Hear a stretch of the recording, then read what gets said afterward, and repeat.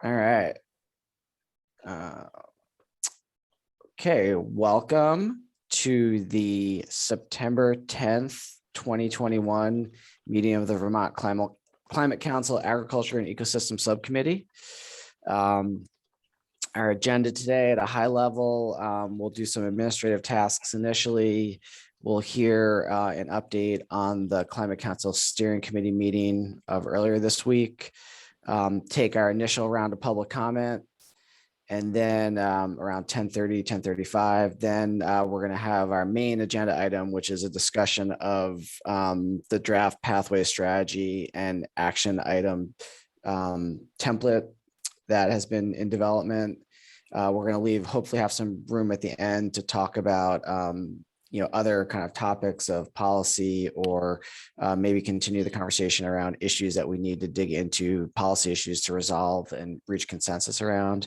Then we'll wrap up with next steps and a last phase of public comment. So members, please, we'd like to approve that draft agenda and the minutes from last week that went out with it. So any opposition to approving those two things?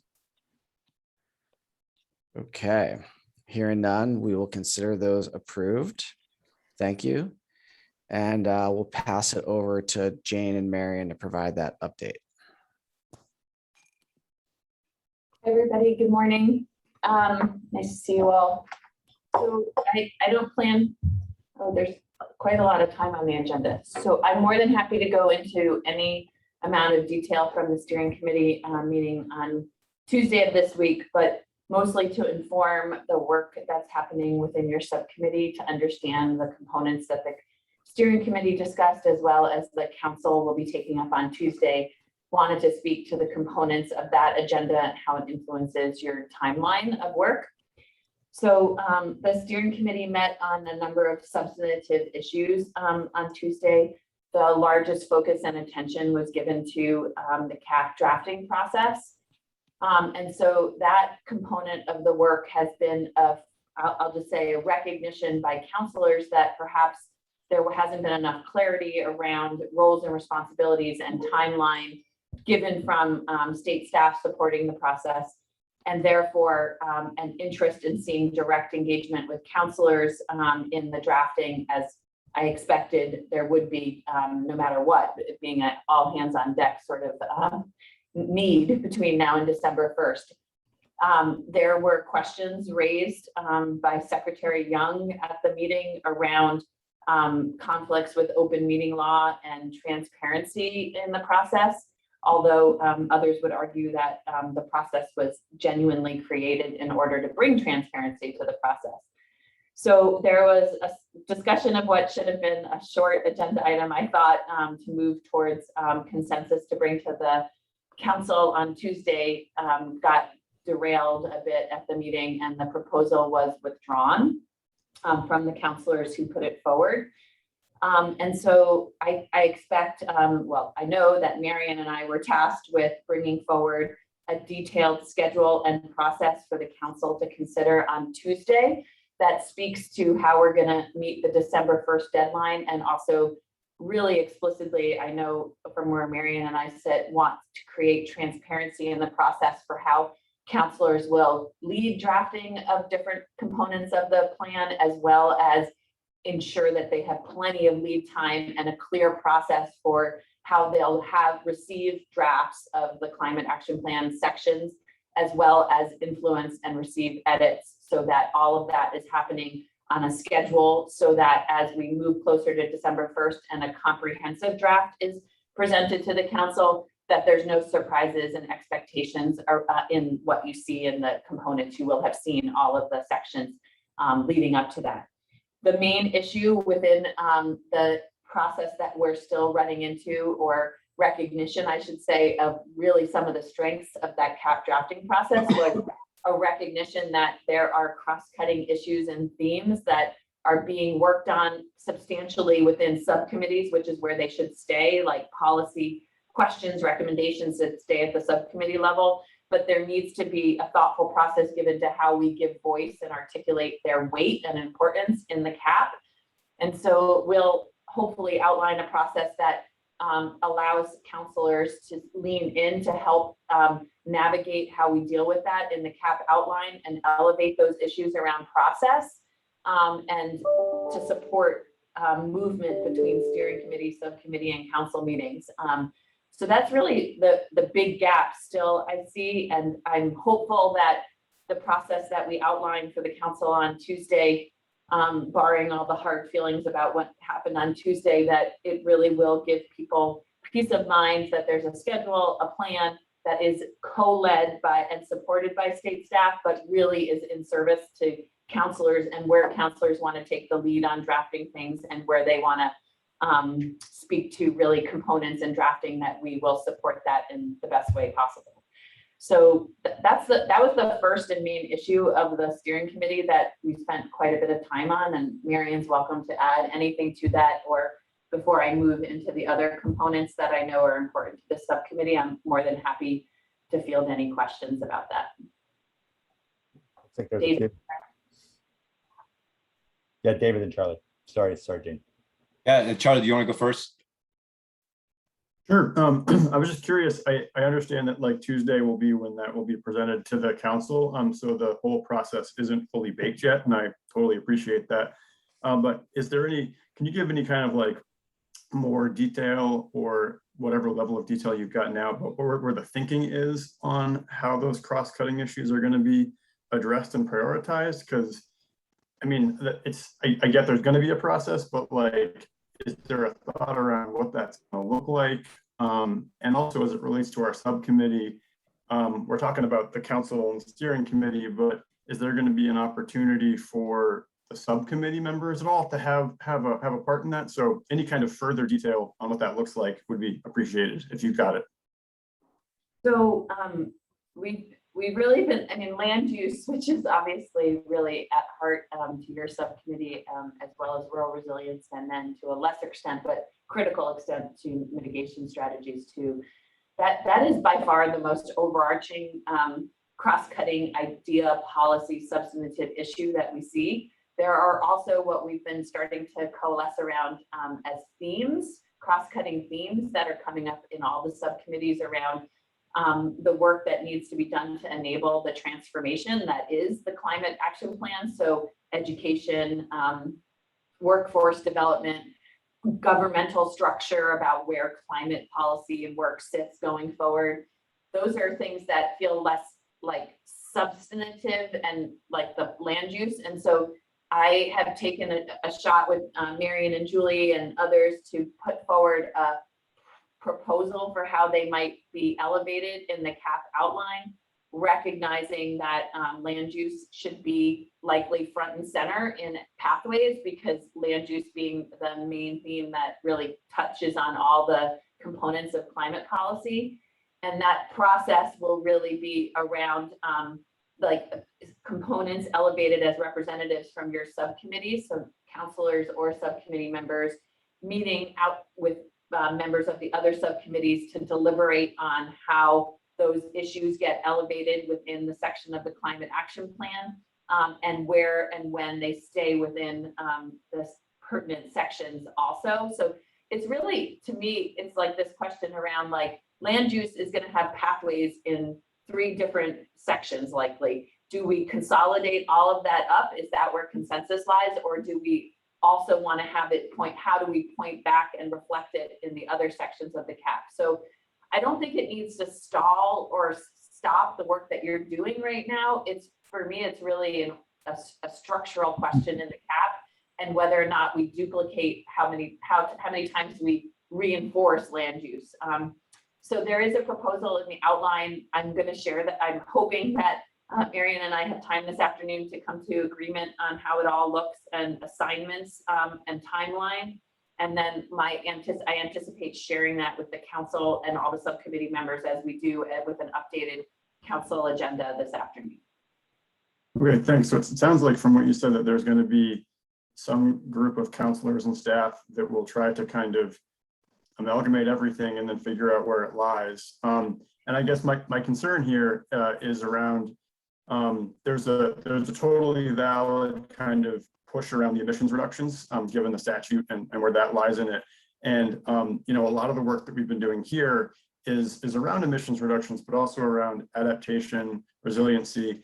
And I guess personally, you know, as things move forward and that kind of prioritization process happens, I want to make sure that those remain elevated in the plan and kind of hold their importance.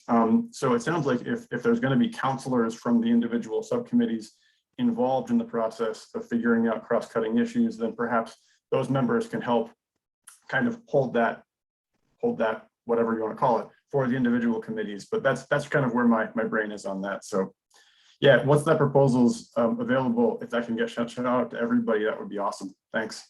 I've got David, Judy, and Alyssa. David. Yeah, thanks. Charlie asked a lot of the questions that I was going to ask. I wanted to kind of maybe get a little into the granular end of this, because I'm thinking about, at least as of last week, you know, when I talked with a variety of different staff who've been involved in the various subcommittees, nobody had been asked to start writing anything yet, and nobody had like a work plan around that yet. And so I'm sure everyone shares my nervousness, including maybe especially the folks in A&R, about how this work is all going to get done. And I'm also a little concerned that I don't, you know, I think we have a shared interest across the agency staff and the participants in the various subcommittees that this isn't a political process, but that we have really, you know, at this point, as we develop the recommendations that go into the report, you know, I know at some point, you know, the higher level folks in the administration will review this, but I'm hopeful that there will be a process in which the staff are pretty quickly aware of which pieces they're writing, and that they're sharing their drafts and ideas and having back and forth with us at the subcommittee level, so that we can make sure that our recommendations are properly characterized. If there's disputes or disagreements, we can elevate those and resolve them. And so I'm just wondering if you can speak to that, Jane, in terms of your own sense of how the process will play out, because I have a little bit of nervousness having seen the power play that Suzanne Young, you know, did at the steering committee, that there's going to be, that this will get pulled into a political process, and that there will be, you know, kind of high level, you know, controls and filters put on what the staff are able to put forward. And we'll lose really one of the most important aspects of this whole process, which has been, it's really wonderful effort to try to resolve things among multiple interest groups at the subcommittee level. I 100% agree, David. And like, one of the things we've reflected on since Tuesday is the issue of consensus and how things start. Like Tuesday it felt like we should have probably moved to a vote on the process, right? It felt like it fell off the table, and there would have been enough votes to carry the drafting process forward if we had just called a vote. But the proposal got withdrawn. The hindsight is, you know, there are a lot of things. Marion and I should have been presenting it with Lauren and Chris to make it more, lots of things we could have done differently, right? We're learning as we go, but I will say that the clarity that you are asking for, as well as state staff, that has been a lot of behind the scenes on like gauging staff capacity, gauging all of that. And the plan that will come out this afternoon will have all of that like detail around the back and forth with subcommittees, the back and forth with the council, the time, the dates for oral comment in meetings versus written comments, you know, when they're due, and all of that back and forth, and we'll be there. And there are specific people listed for every component of the CAP now, and have timelines and deadlines associated with it all. So that's all coming. And also as part of that process, hopefully a sense of understanding and security around that representation and back and forth with subcommittees and ultimately with the council. And in the end, the way that I'm forgetting the title of the document, but the document that we drafted early on with the council around a procedural document that which speaks to consensus, also speaks to the active voting in the end on the climate action plan. And so if and when it comes to that point, it won't be, I think one branch, and yeah, it'll be a vote, and we'll figure out how we go from there. And certainly, Yeah. Agency of Natural Resources wants to see the climate action plan adopted on December 1st by the council, because the what happens if it's not is not really in favor of the agency. So Yeah, no, thank you, Jane. That's really helpful. And you know, some of the kabuki theater politics stuff that was inevitable around something this significant. Hopefully that just happens after the report comes out. And, you know, that's where that set of games are played, and which I know is a shared interest of everyone in this process. And the only other thought I have is really it's more for us as the subcommittee members, is an observation. And I share this as much for myself as I am for you, but this is the time that's like the final part of the Tour de France, or the, you know, final, you know, lap of a big race in the Olympics. You know, like this is the moment where you got to bear down, and we're all going to have to really pay attention to the deadlines and the editing process, and to really engage fully in the substance. Also, all the work that we've done leading up to this may get kind of just left on the cutting room floor. Great. Thanks, David. I'm going to go to Judy and Alyssa. Then we're at time, and I know Jane has a few more things to cover. So Judy and then Alyssa. Jane, you may be covering this in the next things that you say, but as we move forward in this rapid pace at looking at land use strategies and so on, actions, what's happening with equity? Have you hired an equity consulting team? Are they BIPOC? And how are they going to backtrack on all the things they've suggested and consider equity in it? yeah, so thank you, Judy. Maybe that'll just free me from talking about cap drafting and move me into the other components. No, that's good. Yes, we are in contract negotiation. Just say that because it's not fully executed yet, but we expect to have a fully executed contract with an equity consultant early next week, if not by the end of today, I hope. And yes, they are BIPOC, and they come with a wealth of experience with the work of the Climate Council. So they'll be stepping into a process that they're familiar with and understand, not new, and hopefully as a result can hit the ground running. There is a lot of thought that we've been giving with that team of people around like the work that needs to happen to lean into the conversation over the course of the next few weeks, the timing around that, and scheduling it with subcommittees. But we just haven't launched into the real details of it until they're on board. And it's partially been that person and persons, I should say, there's two of them that we're hiring, has had personal conflict that prevented them from working with us sooner. And so we've been sort of delayed in that conversation. So I am hopeful that they'll be on board. They'll be helping subcommittees do the back work necessary to start to really dive in deep then and have them hold their hand, recognizing that not only will the work happen in the space of the consultant being at the subcommittee and working with them, but also the need for subcommittees to do it independently on their own too, to bring it forward to the council. So yeah, I'm really excited that we found somebody and that they're a really great fit. I hope everybody will feel that way too. And hopefully next week there'll be a more clear process and plan around that. Thank you. Thanks, Judy. It's a good lead into the piece we need to cover for sure. Alyssa. Good morning, everyone. Thanks, Jane, for sharing. I'd like to go back to the cap drafting process just briefly, and I would hope you could explain to us the process for selecting the people that will be on these cross-cutting meetings that you described, and how that plays into who actually writes and approves the recommendations. Okay, so we're going to talk about this at the council on Tuesday, and our hope is that councilors will self-select to be part of that process. Again, really thinking that that's procedural, and thinking about drafting is not about where the substance of land use policies or other cross-cutting themes are drafted, that the meat of those recommendations, those ideas stay with the subcommittees who are working on those. And it's really an exercise about how we lift it up and elevate it into the cap. And if there's any like consolidation or thought in the cap, that is explicitly communicated back and forth with the subcommittees where it's being drafted. So again, it's not a new team or subcommittee to think about whatever the issue is. That work happens at the subcommittees that are tasked with thinking about those ideas. It's really helping to articulate and pull out what those ideas and policies are and where they're happening so that they can be accurately reflected for the weight that they bring to climate policy in the plan. Follow up, Alyssa. No, thank you. Judy, you all set?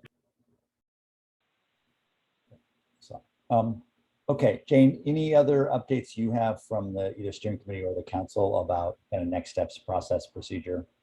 The only other comment I was just going to make that we sort of very much rushed through with the steering committee and have subsequently shared a follow-up ask of them to review and provide any comments on by the end of today is the proposal around how prioritization will work at the subcommittee level of actions. And so that we are going to look at that and dive deep with that, hopefully with the council on Tuesday, so that it will be adopted as a process to then share and utilize with the subcommittees.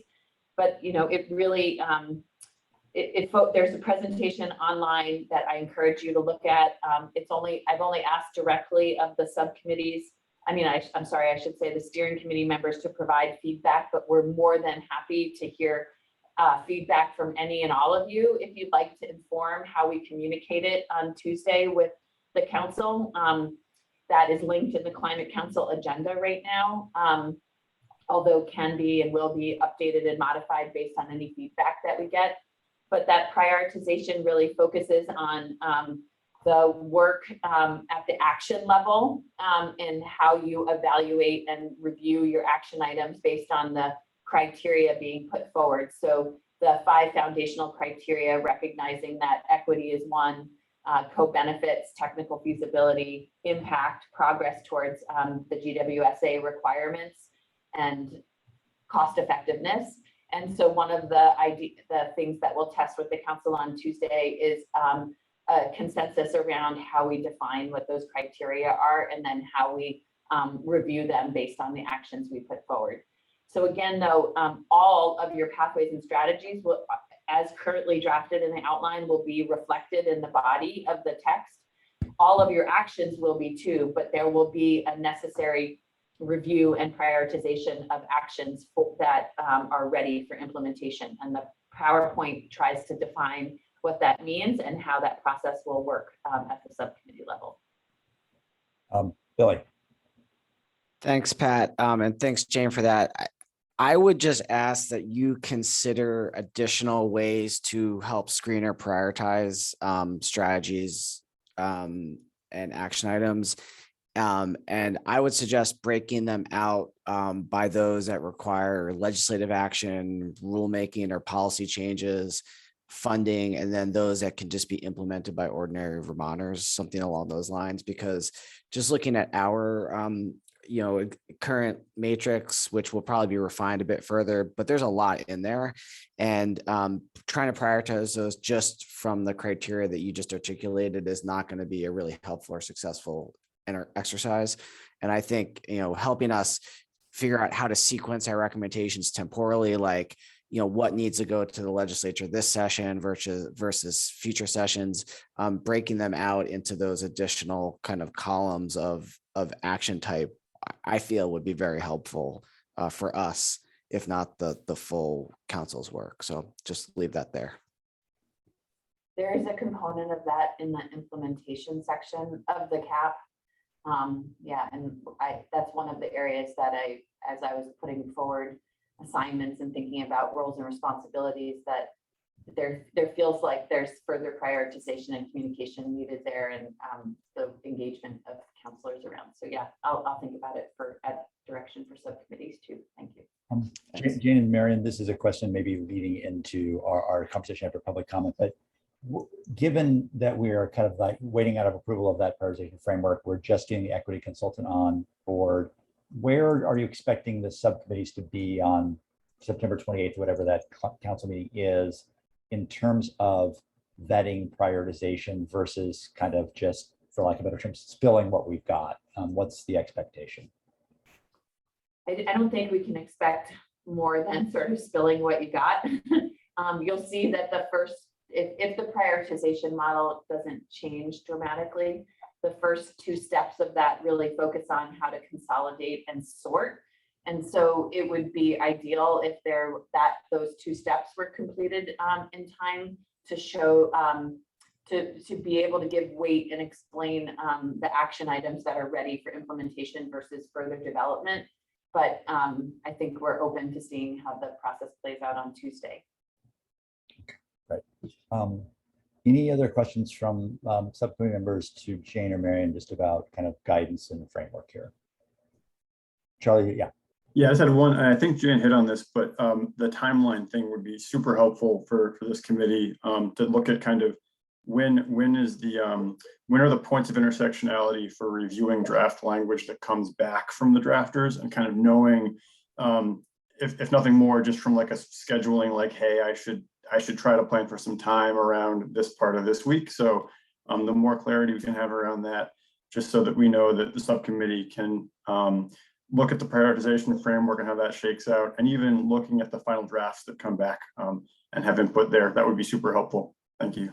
Yep, that's all ready to share this afternoon. Thanks. Iris. But I was hoping to get a timeline on when we are going to have the feedback forms from the public engagement consultants. Oh, the forms that they'll use for feedback? Yeah. Public engagement. This afternoon, we're supposed to have all the revised collateral and outreach materials from them based on the feedback from Just Transitions and the select counselors who were able to provide feedback to them.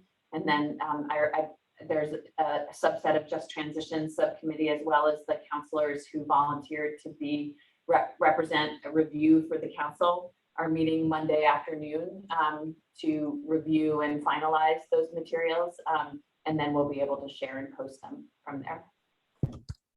Which includes okay, because that wasn't part of the initial Yes. set of okay, thank you. Thank you. Yeah. Great. All right. Thanks, Iris. Abby.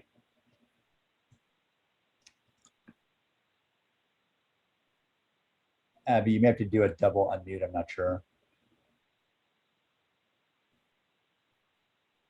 *6, maybe. Sorry. There you go, you got it. I would be willing to help look over some of those materials as well if you need another counsel, or I don't know that we have anybody from this subcommittee who is reviewing those materials from the consultants, and if that's helpful, I'm happy to try to help do that. Well, yeah, this was the process of a few weeks ago where we asked counselors to volunteer. And so I think we have Iris, who is part of that group. So she is part of the process, both from great. with Just Transitions also. So, Okay, great, perfect. thanks, Abby. Thanks, Abby. Okay. All right, everybody. Billy and Abby, are we ready to do public comment before we go to our strategies, pathways, actions? Yes, All right. unless anyone else has any additional questions for Jane and Marion on these topics. No. Oh, Ryan has Oh, it. Ryan has a question. Yeah, thanks. Sorry, I thought we were just talking about the drafting. We hadn't gotten to the presentation of the prioritization process. Are we going to be discussing that in detail, or is this the time to ask a question about what was presented at the steering committee on Tuesday? I'm not planning on presenting the prioritization because that'll be refined based on council feedback and steering committee members' feedback. But, Jane, are you willing to open the question today, or do you want to hold off? I'm happy to take a question, especially if it informs the development of that, Ryan. Great, thanks. I'm, looking at Pennsylvania's climate action plan as an example of, a robust economic analysis of costs both to the state, to those that may be required to implement requirements, and also, an impact on, jobs as an outcome of recommendations of their climate action plan. Within the prioritization framework that was presented, low, medium, high, the economic impact, I don't see a space for that analysis, and similarly, the potential impact on actual emissions reductions or sequestration potential. I know there's additional technical contractor work that's ongoing in that space, but my question is, what plan or process is in place either through technical contractors or future work that is needed to get to that level of analysis? I see a challenge in recommendations that haven't been vetted in this way when thinking about appropriating funding to particular sectors and making sure it's whether it's most bang for the buck or actually going to have the impact that we hope it might. I think that analysis is essential to be conducted. And so just asking what process is being put in place to, address those technical questions and research questions. Thanks. Thanks, Ryan. So a couple answers to that. So first about impact. So measure of like progress towards GWSA requirements. There is obviously the emissions side of components being evaluated right now through the LEAP modeling. And then there'll also be a measuring and assessment tool developed around those emissions policies, mitigation strategies. I think that, well, I know that the task group in science and data that's looking at measuring and assessing progress is also thinking broadly about tools and capacity and data needed in order to also measure and understand progress in the space of resilience and adaptation, as well as sequestration to an extent, although the carbon budget and some of those components of the work will certainly impact how we think about sequestration measuring going forward. And there is a proposal in front of us right now to look at sequestration forecasting that we're discussing. That is the component of the work that didn't happen in this time frame, but is through Harvard Forest that we were really interested in looking at. It's almost like a business as usual model on sequestration. So we would understand like what would happen with our sequestration if we stayed the course with policies as is, or if we pulled different levers different ways. And so that we expect would be a component of implementation and understanding how we measure and think about sequestration going forward. As far as the economics, we are doing in-plan modeling, which is a very high level, a macro level look at the impacts on the economy. It does not, I can't say this enough to people, it does not look at the independent costs of different policy recommendations or action choices. And so we fully know that we need to do that. And so actually, we have a meeting next week with the technical consultants, the Joint Fiscal Office, because the Joint Fiscal Office is tasked with understanding what the whole climate action plan is going to cost. And so we're having a conversation with our consultants, with Joint Fiscal, and trying to suss out who will do what and what further economic analysis is needed based on the actions that you all put forward in the climate action plan that we know are the high priorities and figuring out what they cost. So we intend to do that. We've tried to be more easily quantifiable around cost effectiveness based on the definition put forward in prioritization, and really thinking about the relative cost of the action based on the impact. And it's really all based on high, medium, and low based on your professional judgment. So for now, that's the best we have. Jane, a quick question from Melissa. Is Harvard Forest, are they the ones doing the sequestration analysis and they're part of the Cadmus team? They are not.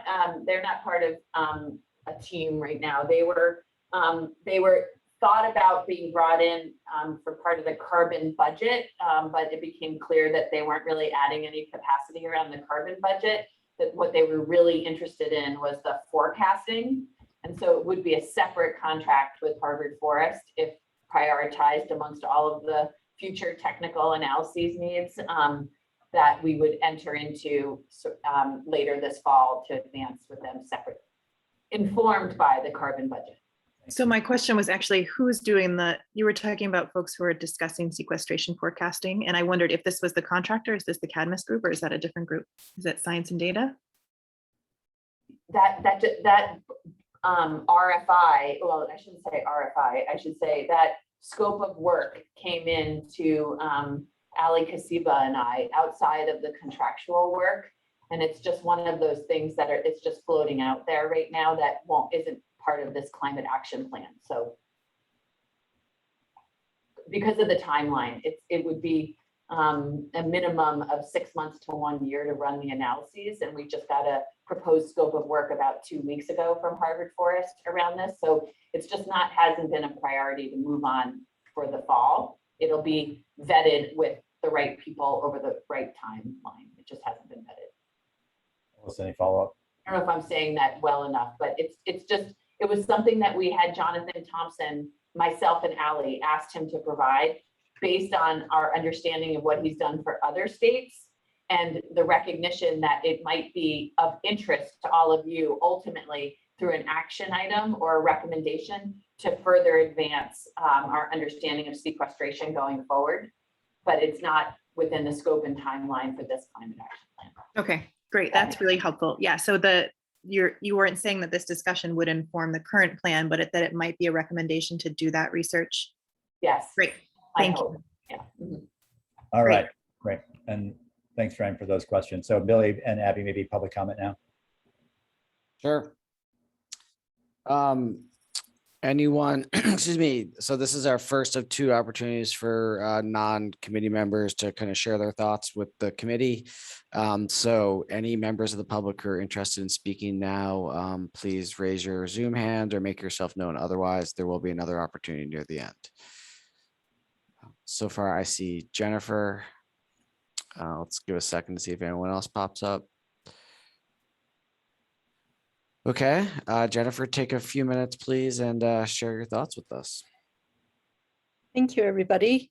The first thing I wanted to ask about is I was noticing on the ag form link on the website, the particular angles that were asked of the public. And I'm going to try to put that in the chat. I'm not sure it'll copy. Yes, I think it did. So I'll just send that. And I just wanted to clarify that that's what you had decided on last week. I don't need an answer to that. I just thought I'd put that out there. The other thing I wanted to say was I really appreciated Billy's idea of those strategies being put into categories of legislative rulemaking, things that individuals could do. That made it very tangible when I thought about it. And it also, I think, would be a good way to ask the question, are we looking at all the possible angles for remediation of climate change? So I thought that was a really interesting suggestion. I also wanted to appreciate Judy's question about equity, and it really caused me to think a lot about it. I'm glad that this consultant or consultants will be on board and that they identify as BIPOC. I think that's really important. And I was thinking of land use, for example, and how complicated it's going to be given our inequities we've had in land use over time. And I know I'll wrestle with that.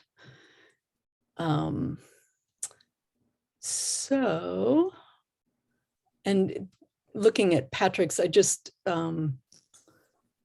think it might be good on the website to replace what you decided on last week, to put that in instead of what's there now, so that when the public goes to that link, they'll see those. Thank you.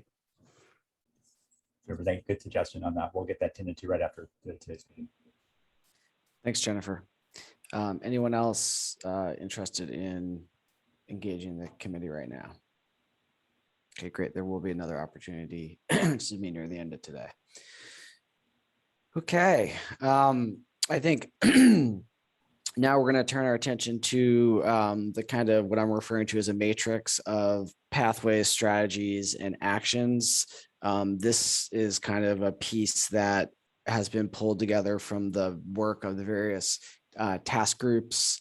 It was a very big effort, and thanks to Allie, Judson, Marley, and others who really invested a lot of time in doing that, as well as the task leagues and Charlie, who met a number of times, worked outside of those meetings to pull this together.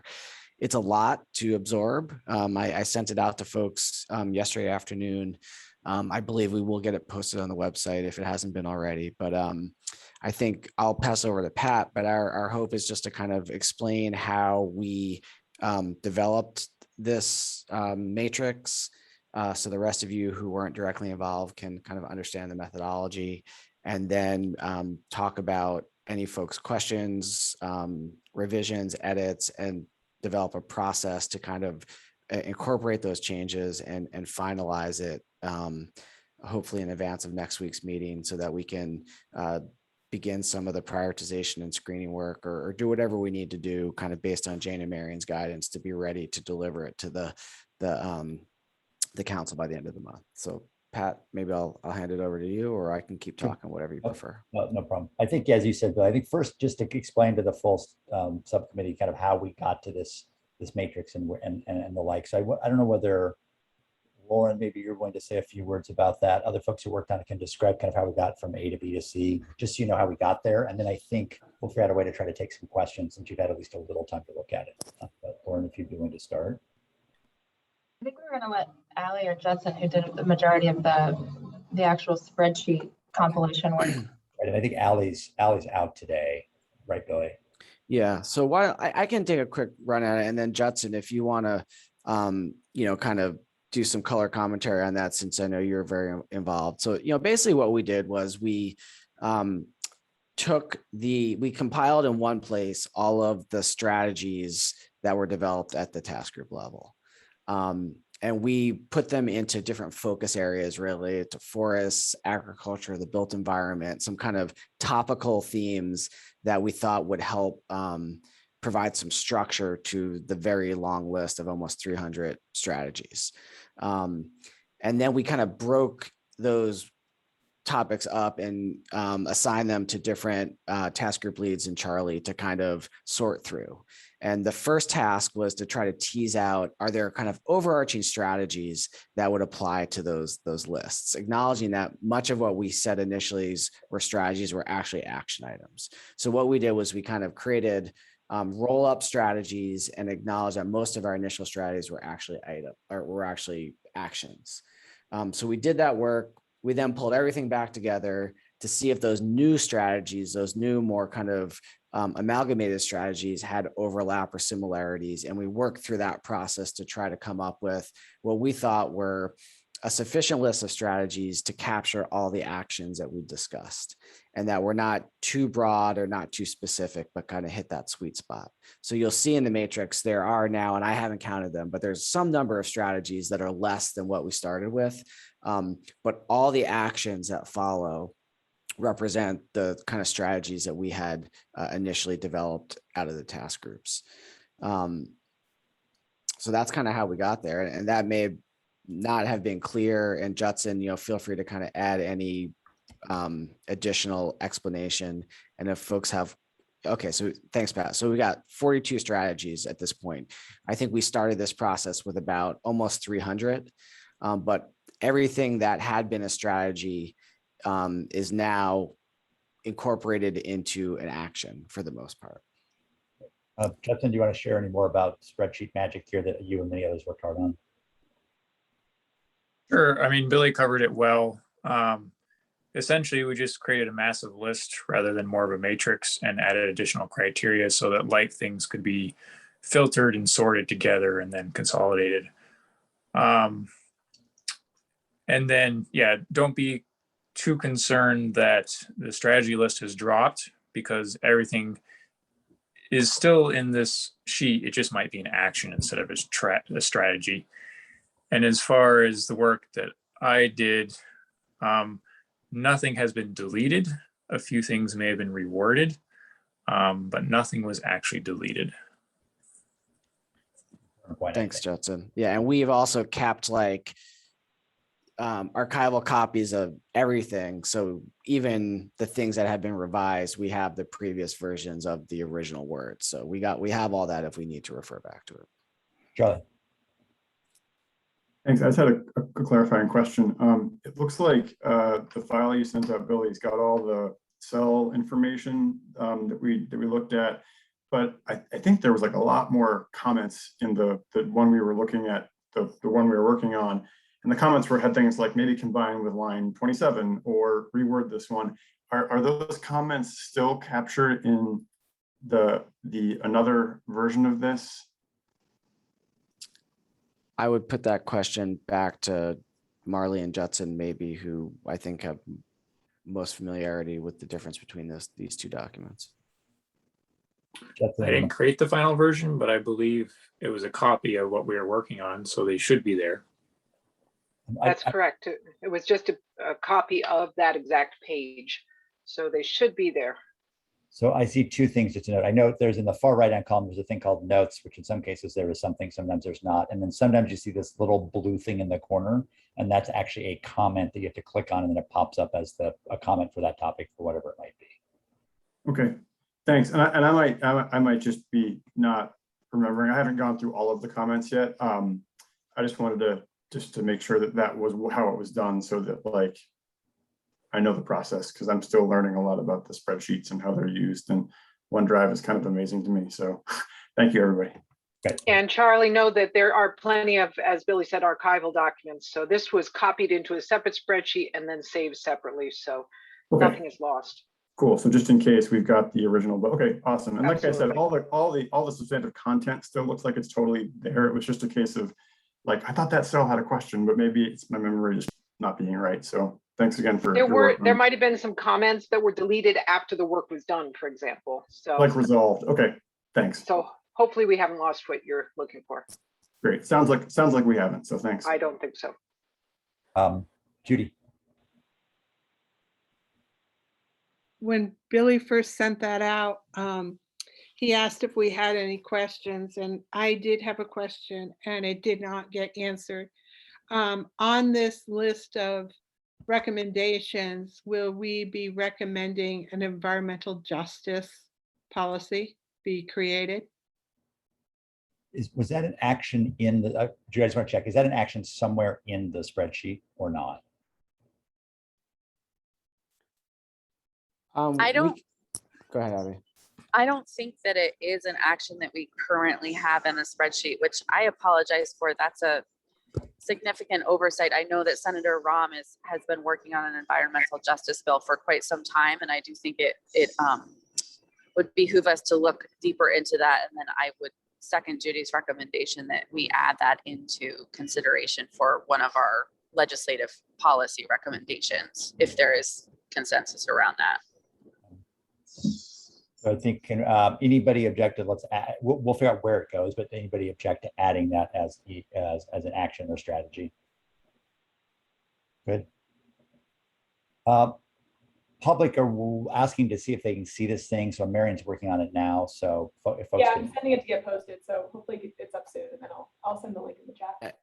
And this is a question for the group. I think if we want to start, so I think I would like to personally accomplish two things today, and welcome and defer to you all on what you want to accomplish. But I would like to, at a minimum, create a process to kind of take this matrix to the next level of finality based on all your input.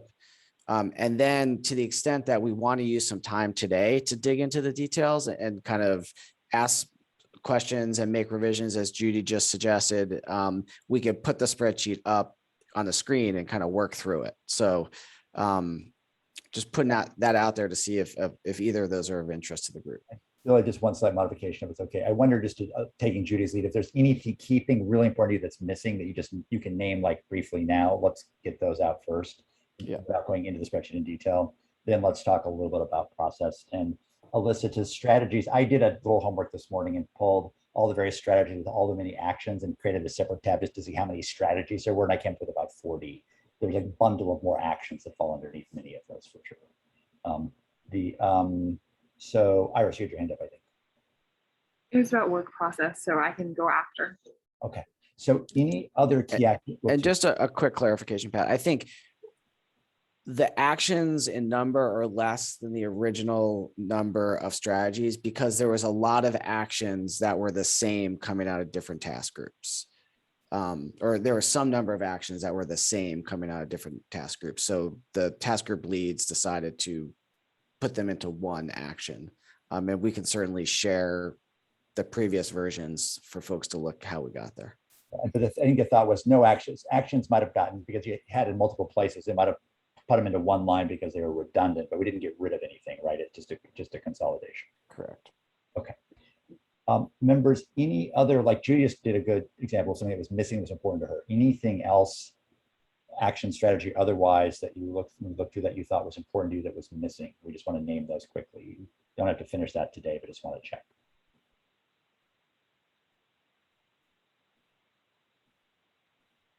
Jake. Yeah, I don't know if this is necessarily missing, but I just continue to struggle with this characterization of using the term pathway. When I see those pathways, they're expressed as goals, and I just think it's easier to understand those statements as goals that we're trying to achieve, and then there's strategies and particular actions that are working towards fulfilling those goals. Because I think if you look at a common kind of definition of pathway and common understanding, it sort of straddles a line between strategy and action. So I just think there's a level of also redundancy in that terminology that's confusing, and kind of understanding this framework for us and also for members of the public as well. I think kind of our terminology here does matter. Laura, I don't know if you're following up on Jake's point. Go ahead. Yeah, I just want to publicly agree. I think I've made that same comment a couple of times too, Jake, that I think pathway originally came from the cross-sector mitigation group because they were adapting the language from the Energy Action Network report, and it made sense for them as they were trying to funnel a lot of that information over, and then it kind of became a pervasive term. I do think it's confusing. I don't think it's the appropriate term for what our pathways are. I think they are goals, and I think goals are not only more accurate, but I think they're more accessible to members of the public and understanding. And I know it's just a planning term, and that's kind of maybe a bit nuanced there, but I also would be pushing for us changing the language from pathway to goal to be more accessible and more accurate in our terms. So this is a question for you all that, so my understanding is the kind of the pathway strategy action framework came from the council or the steering committee. I don't know which. I don't know whether this group wants to come back to the council through your council members and say, hey, we actually think it's better framed as X. And they'll do what they do. But if you all want to, I think, bring a recommendation back through your council members, you're certainly free to do so. What do people think?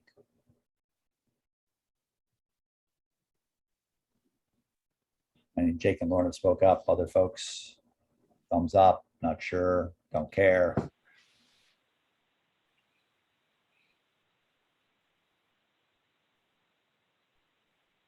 Yeah, I think it's a decision that's been made at that level. If Lauren is a member of the steering committee, I think if I'm not opposed to it. I just don't know that it's something worth the bandwidth at this point. But if it's a change that can be easily made and folks are agreeable to it, that's certainly fine with me. Anybody, if Lauren were to raise that, or Abby, anybody have a concern about that? If they raise it to the climate council? So Lauren and Abby.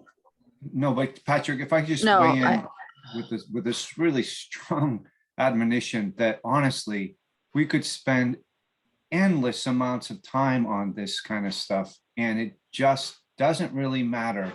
What matters is what we actually recommend and the actions that the policymakers ultimately take. So I don't mean to diminish the really valid point that Jake's making. I just honestly don't feel like it's worth our time at this point to spend a lot of time debating the nuances of the terminology. Someone else was going to jump into. Judy, was that you? I don't know who else was going to say something. I think it was Abby, maybe. It was Abby. Was that you? Yeah, I was just gonna say that, however, whatever the will of the subcommittee is, I'm happy to support that at the Climate Council level. So I think we've kind of heard viewpoints. I don't think anyone's opposed to doing it. Some concern from David about whether it's worth the time, but I think Lauren and Abby, it's up to you all. I think how strongly you want to bring it forward, but no one objects to you bringing it forward here. Just a concern. Okay, thank you. Okay, so let's, and again, if anything's missing as you look through this further, certainly you can bring that forward. So let's, to Billy's point, let's, before we dive into this thing, which even among our smaller group became a bit of a group challenge to sort through such a giant matrix or spreadsheet together. So let's talk about where to from here. So Billy, first of all, describe the goal of where you want to end up next week with this, listing of pathways, strategies, and actions. Where do you want to end up? And then we talk about how you get there.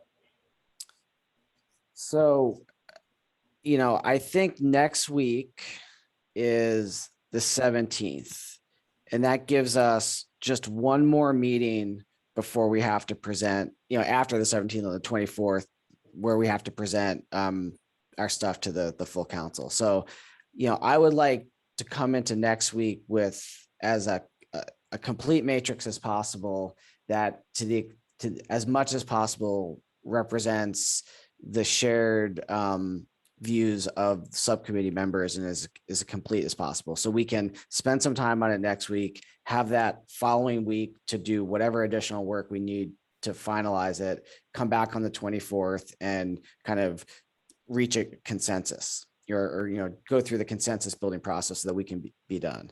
I am absolutely happy to hear others' thoughts on process, but that's kind of my current thinking is that if we could figure out a way over the coming week to solicit substantive feedback from the full council, have time to digest and process that at kind of the staff or task lead level, and present an updated matrix in advance of next Friday that we could spend some time kind of nitpicking so that we had a final copy to basically look to again on the 24th to move forward to the council. I know Iris has some questions or thoughts around process, so happy to hear from her, but that's my current thinking and happy to hear other suggestions. Iris, over to you. Yeah, that generally sounds good. I'm just wondering where the MCA and the equity tool fit into this, because I think if we're presenting these to the council coming up on 2 weeks from now, that I would love to see us having at least started to do that work, because it's going to take a while. And I know so go ahead. Sorry. Yeah, and I think that's a great question. And my understanding, and this is maybe a question to Jane and Marion, is that we're being invited to provide an unfiltered kind of large list to the council on the 28th. If there is a need or interest for us to kind of apply some of those filters prior to then absolutely we should build that into our planning. But my understanding heretofore is that work would follow after this list is presented. And if I have that wrong, please correct me. Notwithstanding that, if this group would like to do some of that analysis before we send something to the council, just to make sure that we're not sending up something that has significant flaws in those regards, let's talk about that and decide how we build it in. So I think, and why this is Jane and Marion Wayne here, and Iris is a good question. I think the challenge has been timing between your all's work and frankly other subcommittees and kind of where the steering committee and the council are as a whole.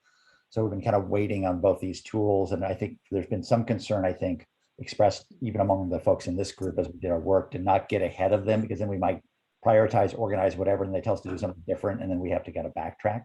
So the concern was to try to keep it in sequence, which does mean we're not going to really have much direction until next Friday about those things, which means it's going to be more of a big compendium versus a really even partially screened effort if we stay to that path. So Iris, back to you. Yeah, so is the difference between this presentation to the full council and the one that we did previously, is it just that we're doing the actions now and we have like a comprehensive list?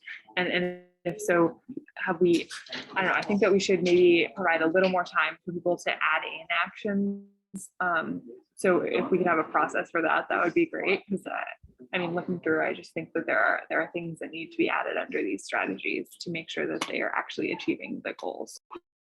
And Ira, so those things, when you think about things that need to be added, are those mostly actions under the strategies or whole new strategies? I'm not sure I've had a chance to to see if there will be, but I think it's probably primarily strategies because actions because the goals, the strategies are pretty broad. Sorry, this language is confusing. Yeah, I'm wondering what the process is for having everyone review that whole matrix and add actions that they think are important. Sorry, it looks like Jane and Marion has one. Exactly. And I just want to note at some point in Judson made in chat, and then I'll go to Marion and Jane, is that I think the challenge is both as on one hand, as Iris just said, is this complete? Do we have everything we need in it? So at least it's a compendium. And then the other question is, we really haven't, or will we have time to reach consensus, which we need to talk about in process, because we want to have done the full evaluation and filtering we need to do for equity and other things. So again, a mix of those things we need to wrestle with. Yeah, and just to jump in, I think personally, my immediate goal is to make sure it's complete based on the views of our subcommittee, and then we can kind of go from there. So that's like step number one, and we definitely need to have time. And if this coming week isn't sufficient time to do that, then we should talk about that. But maybe we should hear from Marion and others who have hands up. Good. Marion and Jane. So there's a lot to unpack there, but I do just want to say that I think consensus on the suite of actions being put forward from your subcommittee is an important and attainable goal. Whether that has to be 100% comprehensive, there's another slot on the schedule for you to present your final complete suite of actions for feedback and input. So this is the first shot at it, and I do imagine that it'll be presented similarly to how you presented your pathways with the strategies. You would present the ones that you want to elevate for conversation right now, the action items, recognizing that the council will have the full list via the document that you'll share, and then you'll want to elevate for conversation the components that you're thinking about that might need discussion at the council level, whether that's been sorted via prioritization or sorted other ways. I think that's important to think about. I will say around prioritization, there's nothing in the model that we are putting forward for discussion with the council that precludes or wouldn't be enhanced through your application of the MCA tool, that it would just be an additional screening that could be done beforehand. So I just wanted to say that if that is still interest of the subcommittee to advance and move forward with independently, that is something fully within your reach to do now as you're waiting on these other tools.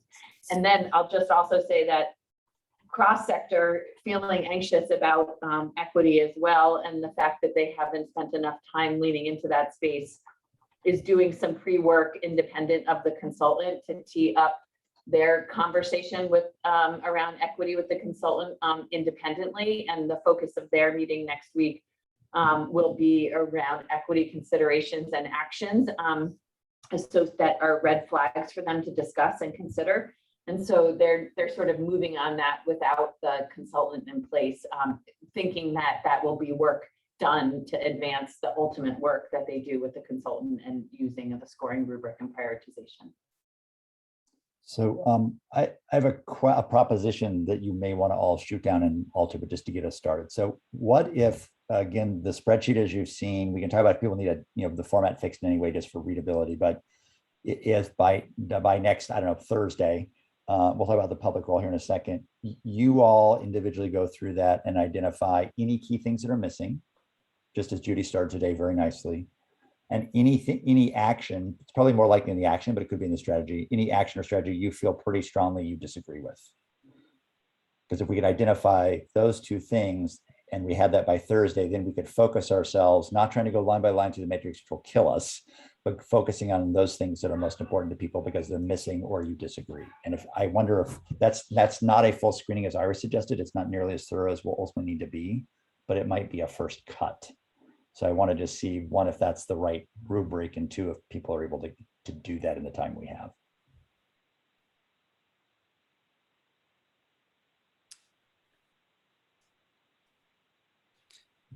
Pat, I just want to add to that we do have a longer meeting reserved for next week. We have, let's see, 3.5 hours on the books. So I think we have time to work with as a group. So I entirely agree with you. Like that's the first step. But we may want to also think how we can use that meeting to do additional things. And also, I don't want to, also I should add, I think missing strong disagreement, or there's a big equity component that somehow needs to be kind of surfaced in some fashion. Yes, this program's great, but I just worry about equity in terms of X. Charlie. Yeah, just a comment that we might want to try to do it by like Wednesday noon or something like that, because whoever is going to have to receive that and put it in a format that we can work through might need more time than Thursday. So. And just to be clear, Jane, I think when the full subcommittee cannot work on a shared document, correct? Correct. Okay. All right, just to clarify that.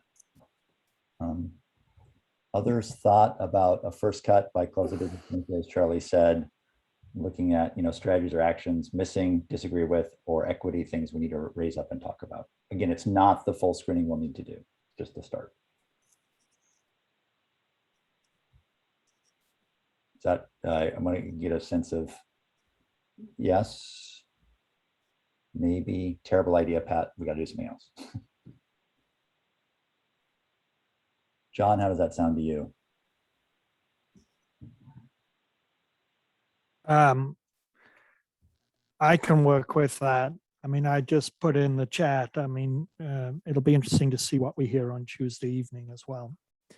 And you've got membership, so you may be having to hear from them first before you do that on Wednesday for sure. Good point. David Mears, is that as a first cut? How does that sound to you? Okay. And I just flagged to John's comment that next Friday is our meeting, but then next Monday and Tuesday will be 2 additional stakeholder meetings with groups that are focused in these areas. So I totally appreciate John's comment, and that shouldn't stall our work, but just wanted to flag that too. Thanks.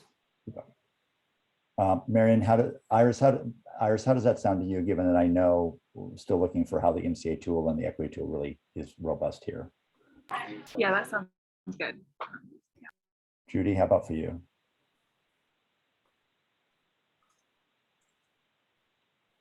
Yeah, I just don't want to lose the opportunity to give input as a group before it moves on. Judy, right, so that just would be clear. So that means making sure this group has a full, robust discussion before it shows up to essentially to anybody else. Yes. Okay. Because I've tried to read what wasn't in our groups, and I have questions, and so I want to be able to discuss them. Absolutely. And I think to that point, there's another category of if they're just questions what does this thing mean? Or, I think that's good as another thing that people if people can name those things, and then so we can kind of lump them to organize ourselves, but I think those are good too. Lauren, does this approach look okay to you for a first cut? Okay. Charlie. I just have a totally wonky question, but when I opened that in my Outlook, it looks like it opened it up in a OneDrive format, but was like my OneDrive. So how did what just happened?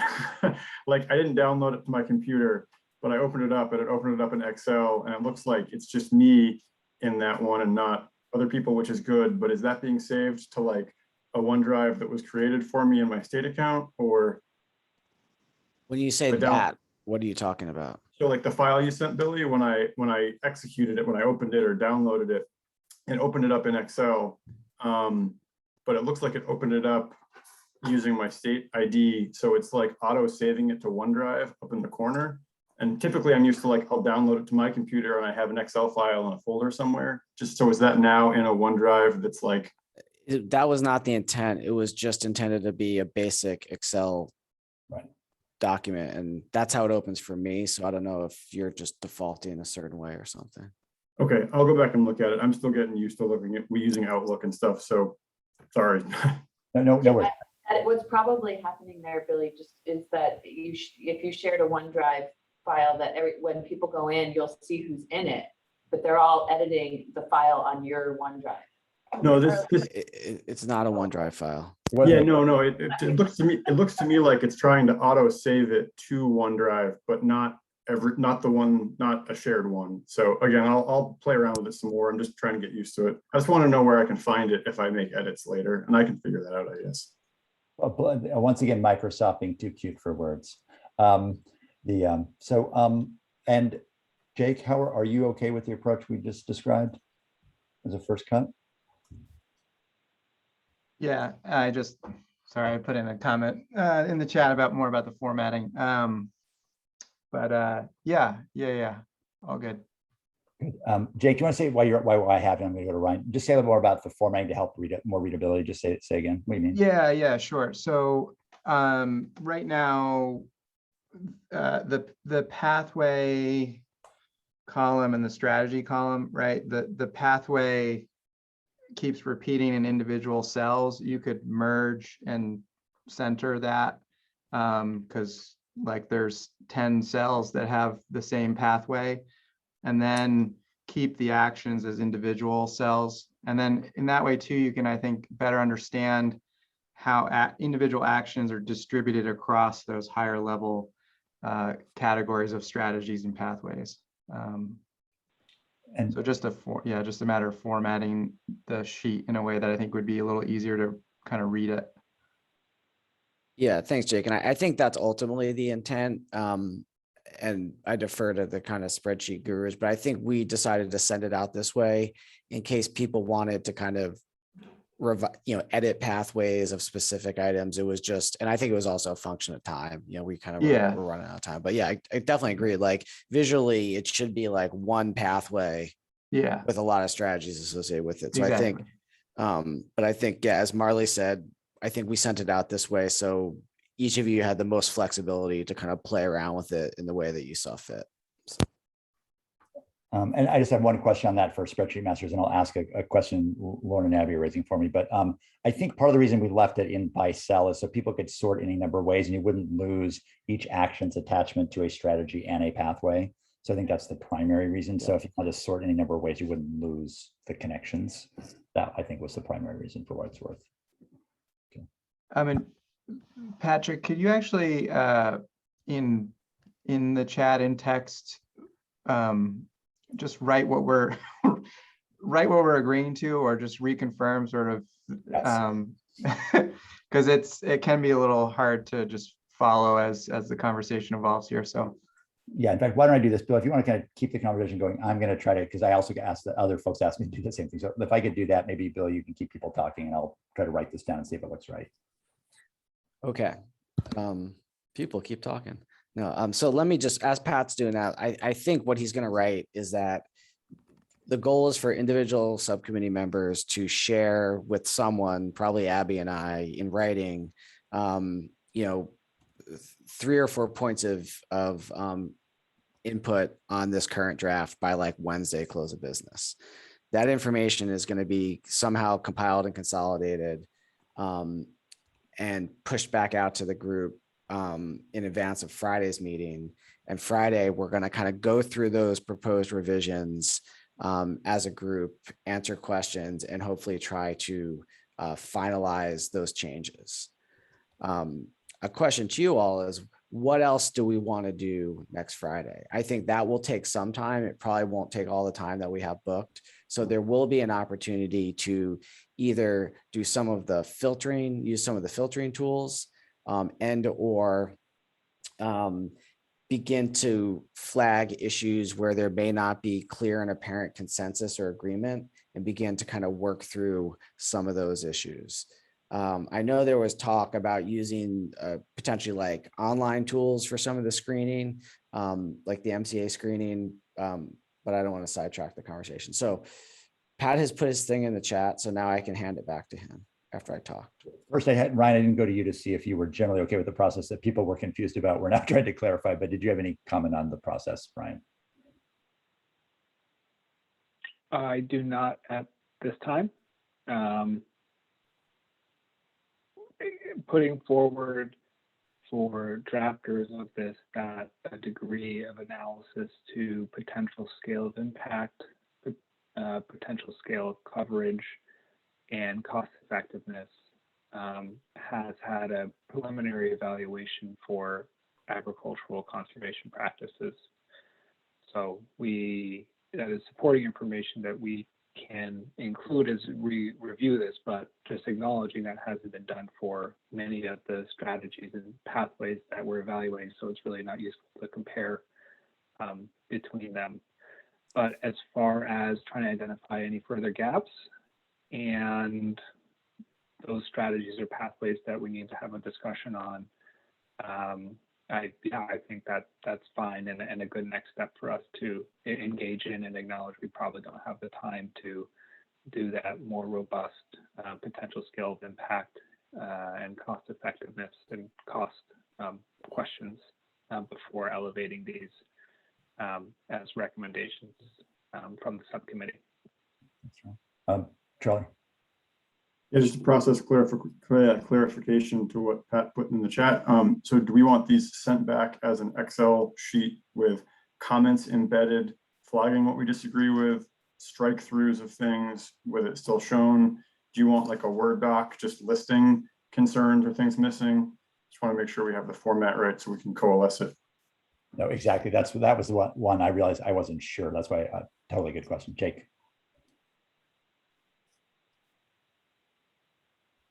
Yeah, I don't know if there's an answer to Charlie's question, or do we want to? Yeah, Jake, do you have a thought about Charlie's question, or did you have another? No, this is separate. So yeah, I can hold. So what would be, I'm trying to think what would be easiest for some combination of us to consolidate. I mean, we could put a far right tab in the spreadsheet and just have like, put your name on the top, Lauren, and then Lauren can put a comment per line as she wants to. For instance, we could do it that way, or we could just give you these broad categories in a Word document and say, do it that way. Marley asked about, is there a way to create some kind of poll for this? Only problem with SurveyMonkey at this scale, there are so many things. I mean, we certainly could create a SurveyMonkey that's simple, like list all the things that you agree with, disagree with, have concerns about, whatever. We could do a simple poll. We can't do a complicated poll per line item just because it would be way too many questions. It'd drive you insane. So we can do a simpler poll and just let you fill in, the things you want to kind of cover. We could do it that way, and that will certainly consolidate things faster. And Judy, that's totally fine. And also, depending on what people are comfortable with, we can get various versions, which are totally fine too. I don't know. What do people think, to Marley's point about trying to do like, again, you can send us whatever you can do, to Judy's point, like whatever you're most comfortable with, but we can do a sort of SurveyMonkey for those who want to try to fill that in. What do you think? Or you can leave this to the co-chairs to sort out and come back to you, on Monday with direction. I think if everybody is comfortable with this approach, then I think it would be okay to, I appreciate Marley's suggestion. I just wonder if that will get more complicated than we're ready for. So maybe if everybody just wants to, if Judy, if a doc works for you, but if somebody else for Excel works, I think I'm fine with that if Billy is. Billy? Yeah, I am. And I think, Marley just kind of clarified her intent. And I think I agree with her that I just want us to communicate comments in a clear way that is, to the extent possible, consistent. So maybe Pat, Abby, you and I, staff can think about that, but I think it's some kind of combination of like, here is the strategy line or pathway, whatever, however we want to do it. And here's my comment, right? Like, so either in Excel or in Word or whatever, just a clear way to tie the comment back to a change that you want to make, or if it's an additional action or strategy, to make sure that's clear. And then once we have that, I think we can figure it out. But I don't know, Pat, does CBI have any kind of tools or strategies? Yeah, I think you would recommend. To Marley's point, I mean, SurveyMonkey can work. Maybe what we could do is if people, I'm just checking my calendar too. I don't know if like the co-chairs and a few of the state staff could stay on at noon when we close for like 10 minutes, just to figure out a effective template for everybody And then we can, rather than take people's time today, right now we can then execute on that shortly, hopefully even this afternoon. How does that sound to people? I can do that. Okay, is that doable? Okay. And again, Abby, do you have to go or? No, I can do that. That should be fine. So am I understanding correctly that then Billy and I will be the ones who are reviewing and incorporating the feedback and the comments? Or is that being delegated elsewhere? I think we would maybe figure out with state staff who can take, I think just literally take it and assimilate it if it's coming in different forms. So I think if a few state staff get down afterwards, we probably just need to figure out who can assimilate. Billy and Abby, I think that's a lot of work for you also. If we can find someone else to do that first cut, I think it would be better. But let's sort through that at noon because it's a totally fair question.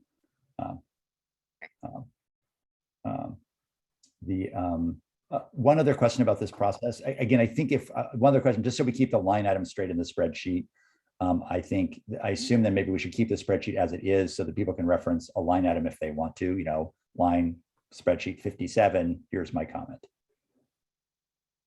Sure. Okay. The public did ask what role, if any, they can have in commenting on the spreadsheet. So subcommittee, how do you want to handle?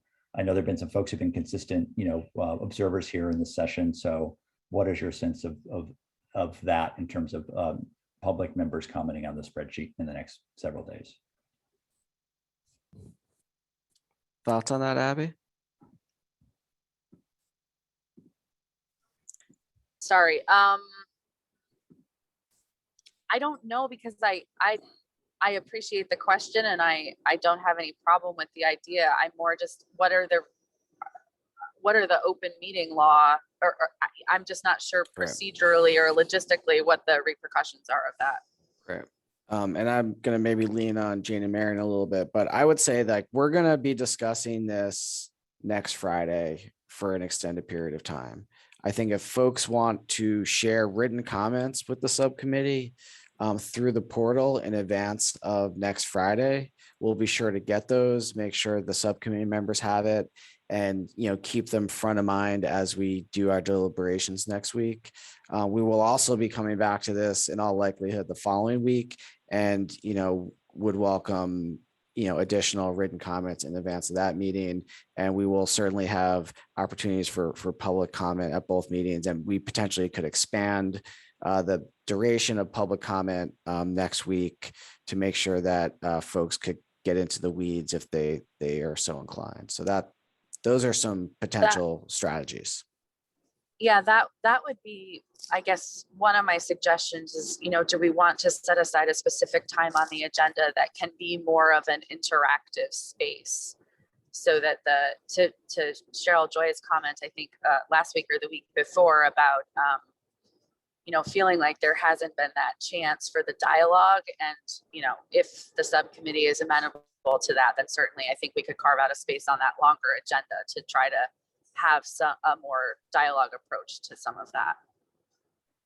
If the co-chairs and the subcommittee are okay with it and it's also process okay, I think if we could give the public, particularly the ones who have been regular attendees here, the same process. Here's the spreadsheet, here's the format. And then if they send their comments in publicly, it's helpful just to kind of be able to have them in the same way, and then we can see, because a lot of them may be what you all are saying yourselves as well. Yes, I think that sounds good. And I just would encourage folks to try to put those in through the portal in advance of Friday, ideally by kind of end of Wednesday when the rest of us are going to get our comments in, so that we have the ability to kind of digest and, to the extent possible, represent them in what goes back out to the subcommittee prior to Friday. Just a quick logistical question. The portal, does it take like whatever form of document you submit, or are you you're typing into some like field in some kind of database? Marion and Jane, how does that work?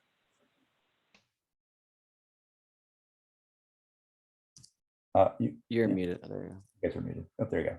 Are you talking about putting it into the public portal? Yeah, if a public commenter puts a public comment in the portal, is it just in a field in a database, or can they actually submit, say, a Word document or an Excel spreadsheet? So they can add in upload documents. Yeah, the one confusing thing, a lot of people seem to have a hard time with this. You have to make sure you press upload the document, and then press upload again. Otherwise, the document doesn't get attached. It's really annoying. But yes, you can attach anything to a public comment. It's not just a blank field. Okay, so you can't upload, just remember to upload twice, so to speak. Pretty much, yeah. I hope that's helpful for folks in the public who asked that question. Okay, so if I just want to confirm one more time, is what I put in the, if I can find it now, what I put in the chat, is that the right kind of questions that we want to have people kind of wrestle with? And then we'll give you the format shortly after this afternoon. Any key action missing? Any action or strategies you strongly disagree with? Any action or strategy you want to raise up an equity consideration? And then just any, general questions. Okay. Okay. Any other questions on process there? Jake, over to you. Yeah, sorry, I had from earlier. And Patrick, going back to where we started with this in terms of looking at it, wondering what might be missing, and to Judy's comments about equity. And I know I can put this in my comments that I sent before Wednesday, but it's top of mind. It is pretty striking right now seeing this, that we have a pathway around education that explicitly calls out equitable research and accessibility, and yet we don't have a corresponding sort of high level strategy for that. We have a kind of a passive mention as an action, and so I just want to kind of put that out for consideration as we're all looking at this and providing comments for Wednesday, that I think we got to think more thoroughly about that, and maybe we'll be assisted with the consultants that have been hired in this to think through that. But it is just, I feel like, a glaring gap there, that we haven't developed a thorough strategy for bringing about sort of that component of equity that's called out in the pathway. Good. Billy and Abby, I know it's 11:30 now, we have a little bit of time. Do we want to just take any kind of quick other questions, just like Jake raised on the matrix, for a minute before we move on to other things? Billy and Abby, how do you want to proceed? Yeah, I think that's fine. We can wrap up this conversation in a couple more, we can run a little longer if folks have any additional thoughts or questions, and move on, if that's okay with Abby. Yep, good with me. All right, good. Other kind of things people noticed in the spreadsheet they just want to name, or Judy, if you have some questions you've already formulated, I think we have a little time to take those. So how about it? Judy, you're on mute there. There you go. I do have a question, but I'm not real savvy on the Excel sheet, so I may be missing answers. When we discussed forest, we distinguished between non-forest timber products and the forests for like lumber and stuff like that. And I didn't see a clear distinction there. Is that present and I'm missing it? People who, I don't know, folks picking on the forest side, have we got a clear distinction between, like, again, broad forest products like wood, et cetera, versus other things that may be of the forest, so to speak? Charlie. Charlie, you're on mute. Yeah, it would help if I unmuted. I missed the very beginning of your question, Judy, but I think more broadly with the forests, what we tried to do was take anything that had to do specifically with active management of them solely, put that into something that had to do with working forests, take something that has to do broadly with natural and working lands as a whole strategy, and put it under the natural working lands focus area. So if you look at the focal areas, I think we've tried to break it out that way, if that's an answer to your question. Well, sorry, both of my phones are blowing. It does answer my question. I see a distinct difference between non-timber forest product and forest product, and so I think they both need to be present. Yeah, and I think, if my memory serves, that the non-timber forest products ended up under the natural and working lands focal area. So I think that's where those recommendations are couched in the spreadsheet, if my memory is correct. Okay, I'll look for them. Thank you. And if they're missing, we'll get them back in. I think we all tried hard to do this in a way where nothing was lost but there's a lot of moving pieces here. So as I said in my email, mistakes I'm sure have happened. So, this is the time that we can correct them if they did. Well, to me, it's a distinct difference, and different strategies or actions would be needed for the two categories. So I think it'd be important to look in there to see, because it's hopefully stuff weren't lost. I think we did have some actions underneath that, but probably need to go back and look and make sure we have, and if not, we need to make sure we get them in there. Thank you. Thank you.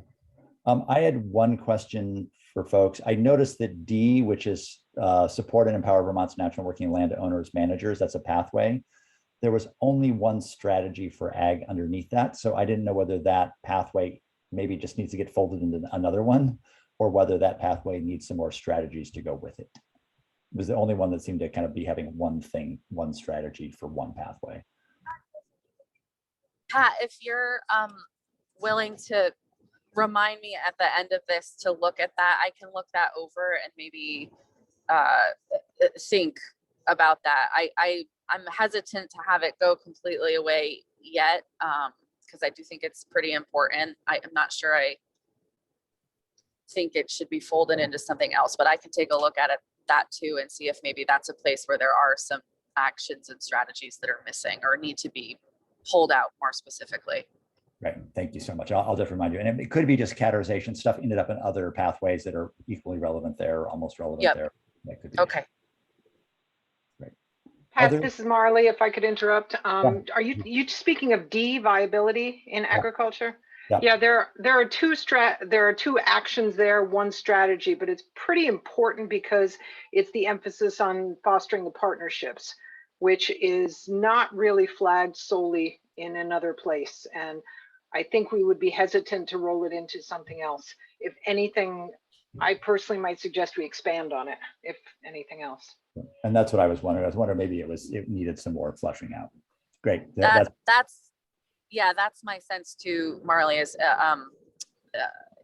maybe if a few of us can work on expanding that somewhat and then bring that back to everybody next week as well to talk about more. Right. All right. Other quick comments on the spreadsheet for the time being? I don't know if this is quick, but I've about had it up to here with Smokey the Bear. Do we have anything about managing the forests with fire, or is it all preventing fire? There's a couple things in there that have to do with forest fire and how it works in the natural ecological systems, I believe. But if that doesn't get at what you're going for, Judy, flag that one and we can totally revisit it.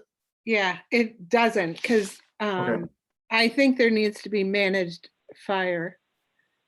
And a new mascot for it, right? Yeah. See him, bear. Good. All right. These are good, quick things people are naming already, which is great. Okay.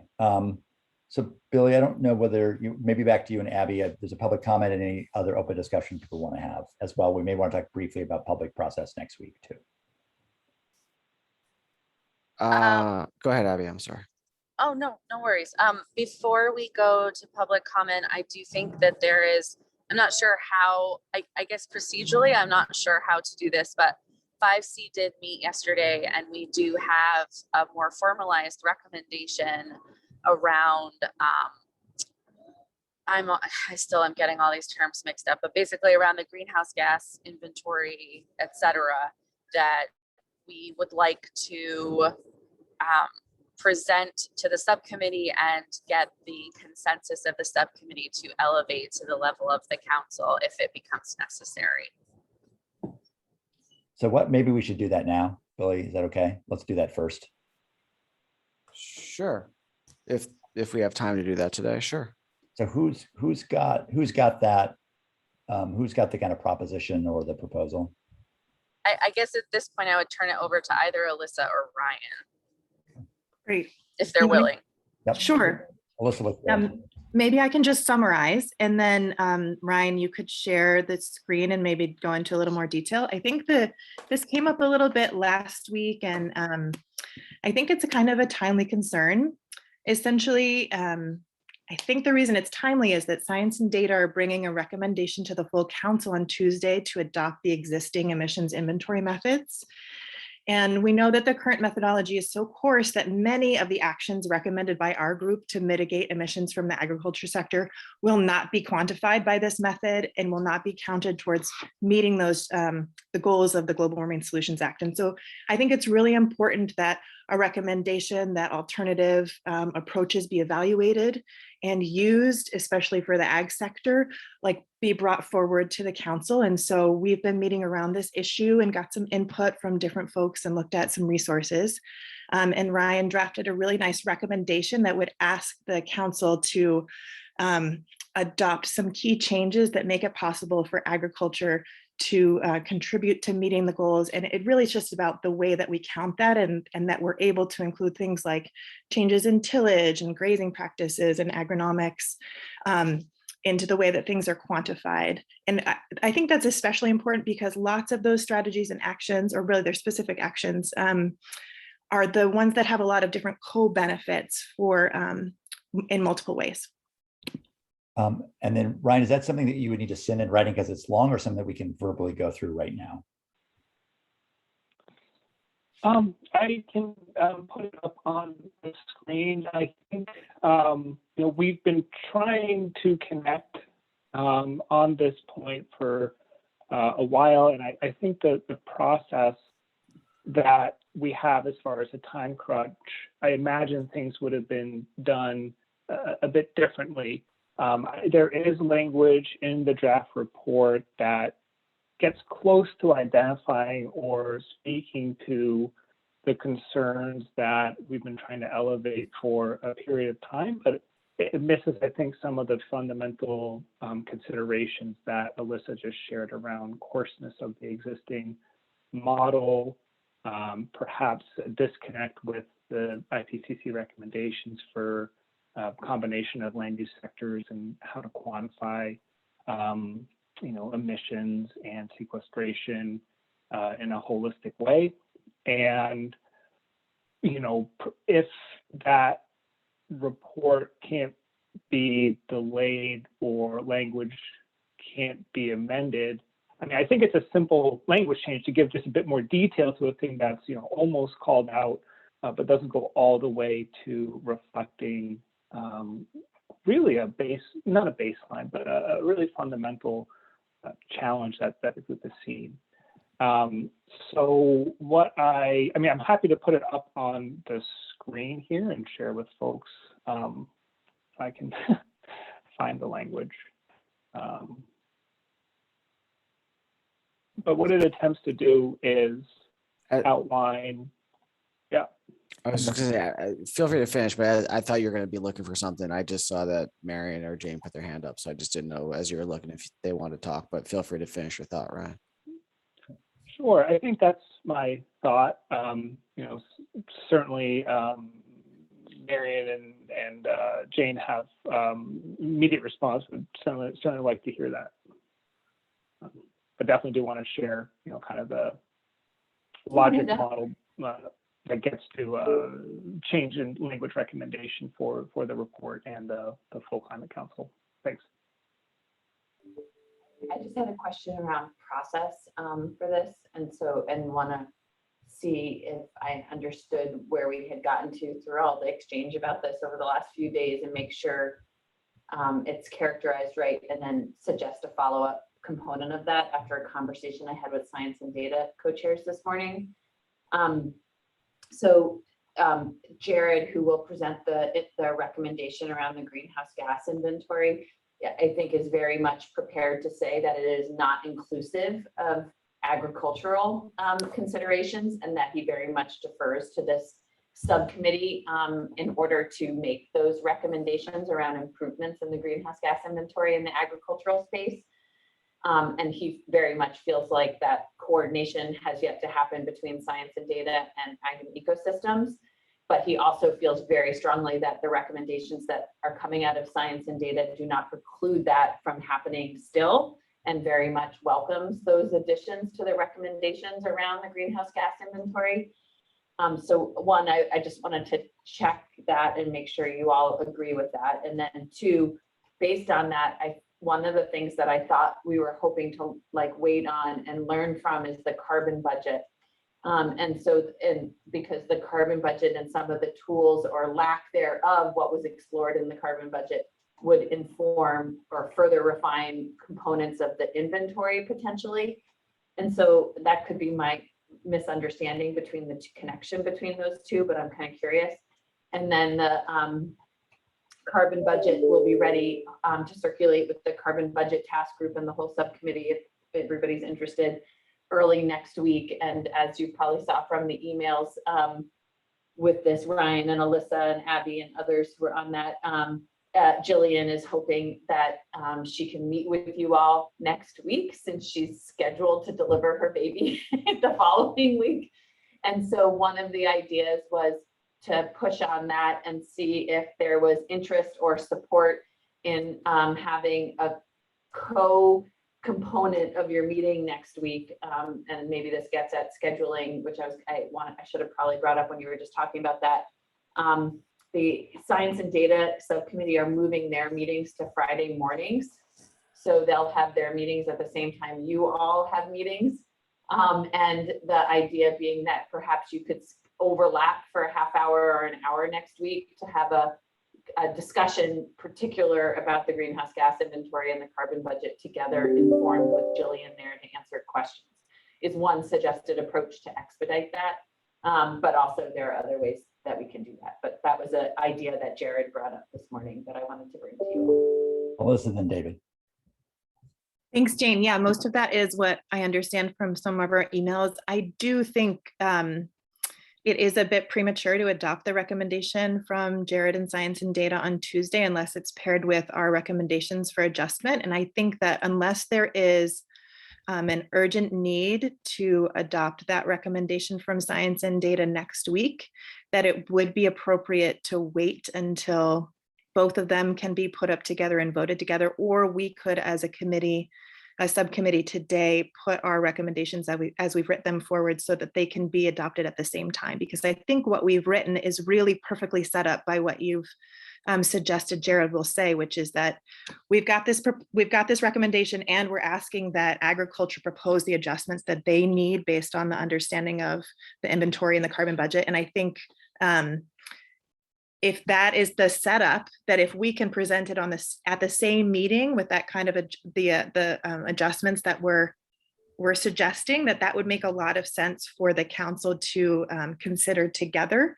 And either we can push to get that together for Tuesday, or you could ask Jared to wait until they can both be presented together with input from the carbon budget. So that's my suggestion for just the adjustment and plan. And yes, we're planning to meet with Jillian. I also, I work in the same building as her, and I had a brief chat with her after some of those emails, and I heard her recommendations for what will be coming out of their carbon budget assessment. So I have a little preview, and that is informed in the little rec that Ryan and I and others put together yesterday. Just a question to Mary and Jane, and I'll go to David. Do they have to put that recommendation forward next week, or can they hold? I don't feel really ready to answer that, to be honest. Sorry. Nobody has to do anything. We don't have to do it. It's just a scheduling issue based on the push that we're moving into and the further delay of things. Gotcha. David, comment. Now we'll figure out how to deal with this. So David. Yeah, I was just going to point out, I think we should have some conversation about the proposal right now, at least the recommendations piece of it. Ryan, we don't need Ryan to go into the details, but I think this whole group, because there's an ag task group has talked about this, but it's not just a limited to agriculture issue. It also relates to forests and natural lands generally, and how we account for the carbon that's stored and sequestered in our natural lands that we need. And I think this full subcommittee has a strong shared interest in advancing a more more complicated but more accurate approach. And I feel that way, not just it's not just a technical issue, as we're headed into a whole set of public conversations over the coming weeks. And as the various sectors who are affected by this start to get an understanding of the different, models and ways that we're evaluating baselines. I think we run a significant liability for all of our recommendations that involved investing and keeping forests as forests and keeping farms as farms. If the positive benefits of that in terms of carbon storage and sequestration aren't accounted for. So let's do this. I want to move quickly. So Ryan, can you put up the what you have in writing? Let's put that up and then we'll figure out what to do with it.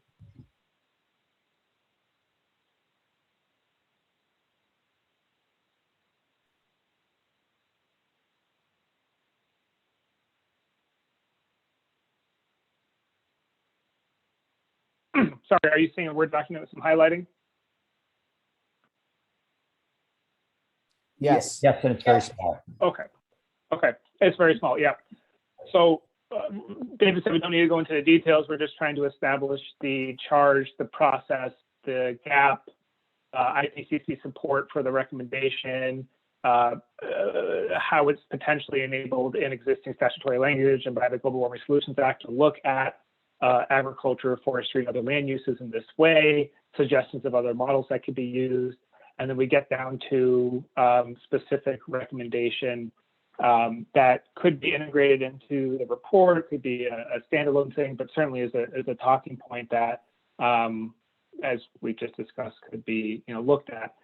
3 different things. Really, this should be the first one. I think the Climate Council shall pursue a technical service consultant to research and report on the shortcomings of the tools that have been used in this evaluation process so far, SIT, exact, LEAD, perhaps and then recommend options for creating a more accurate and nuanced quantification approach to enable agriculture in Vermont to meet the goals of the Global Warming Solutions Act, including consideration of process-based models, North America, including the DNDC model. And so that's one part of this, is continuing the research into this space. The other is amending the emissions inventory process as it stands to look at emissions in a way that has a more net inventory, as could be argued to be included in the 2006 amendment to the guidelines. And then to this granularity question, ensuring that an emissions inventory tool for the state has the ability to provide metrics and quantifications for reduction for specific practices, which the tool doesn't have the capabilities to do at this time. So those are the recommendations, and in reading the language from the contractor from the report, it speaks to identified gaps, and then these are the explicit gaps from subtask group 5C that have been identified and we want to put forward for consideration.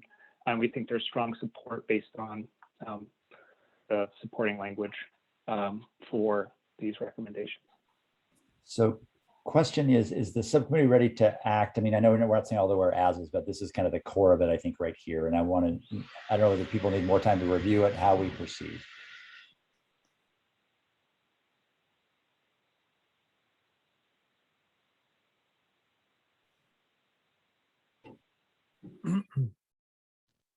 Do we make motions?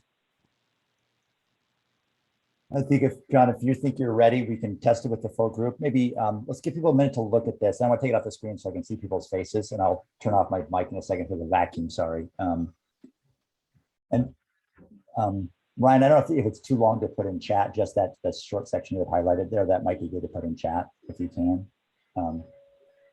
Okay, so David's ready to advance. Anybody have concerns about wanting more time with the language, or are you ready to kind of look at it today and make a decision? Okay, Charlie's ready, David's ready. Billy? I'm going to say I'm not familiar with some of the implications of this, but we'll defer to the group. So I'm not in an informed position, but that shouldn't hold back the process. Looks like enough folks are familiar with it that we can get some consensus around it. Okay. So anybody, I think Billy kind of said, I think essentially said, I'm not sure, but I'll stand aside, won't get in the way. Anybody else who has a reservation or a strong concern before we just test? And I just want to be clear, I'm supportive of the concept. I just don't know what these specifics imply. So I'm fine with the concept of the inventory being more nuanced and responsive to these elements. I just don't know about these specifics, but defer to those who do. Right, Ryan, if you could just put that in check, I want people to kind of look at it in writing one more time if it'll fit. Yeah, And absolutely. I'm doing my best. It's a challenge to paste. Yeah, sorry. And I do want to apologize. I know we're springing this up. We literally developed, we met yesterday afternoon and came up with this really quickly. And I do apologize. It was a bad timing thing, but I really appreciate you all taking the time. And Billy, I appreciate you signing on in spite of us. Yeah, just apologies for how we're having to bring it forward. It hit, the point where we felt like we needed to bring it forward at a point that was a little late. So again, apologies, but thank you all so much for the support. Good, and let's give Ryan just a little bit of time to, there we go, yes, he has to do it by section, sorry. The joys of Zoom. I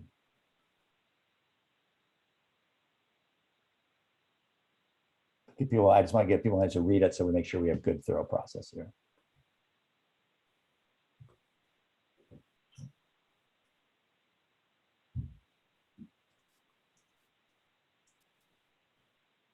Just a quick comment, and I want to sort of probably take offline some of this conversation, but I think it's great that this has been put together. Thank you for that. And I'm now thinking about, how to message this to the kind of policymaking community and out into the future. This does seem like a pretty significant implication in terms of what the inventory is providing and what's missing.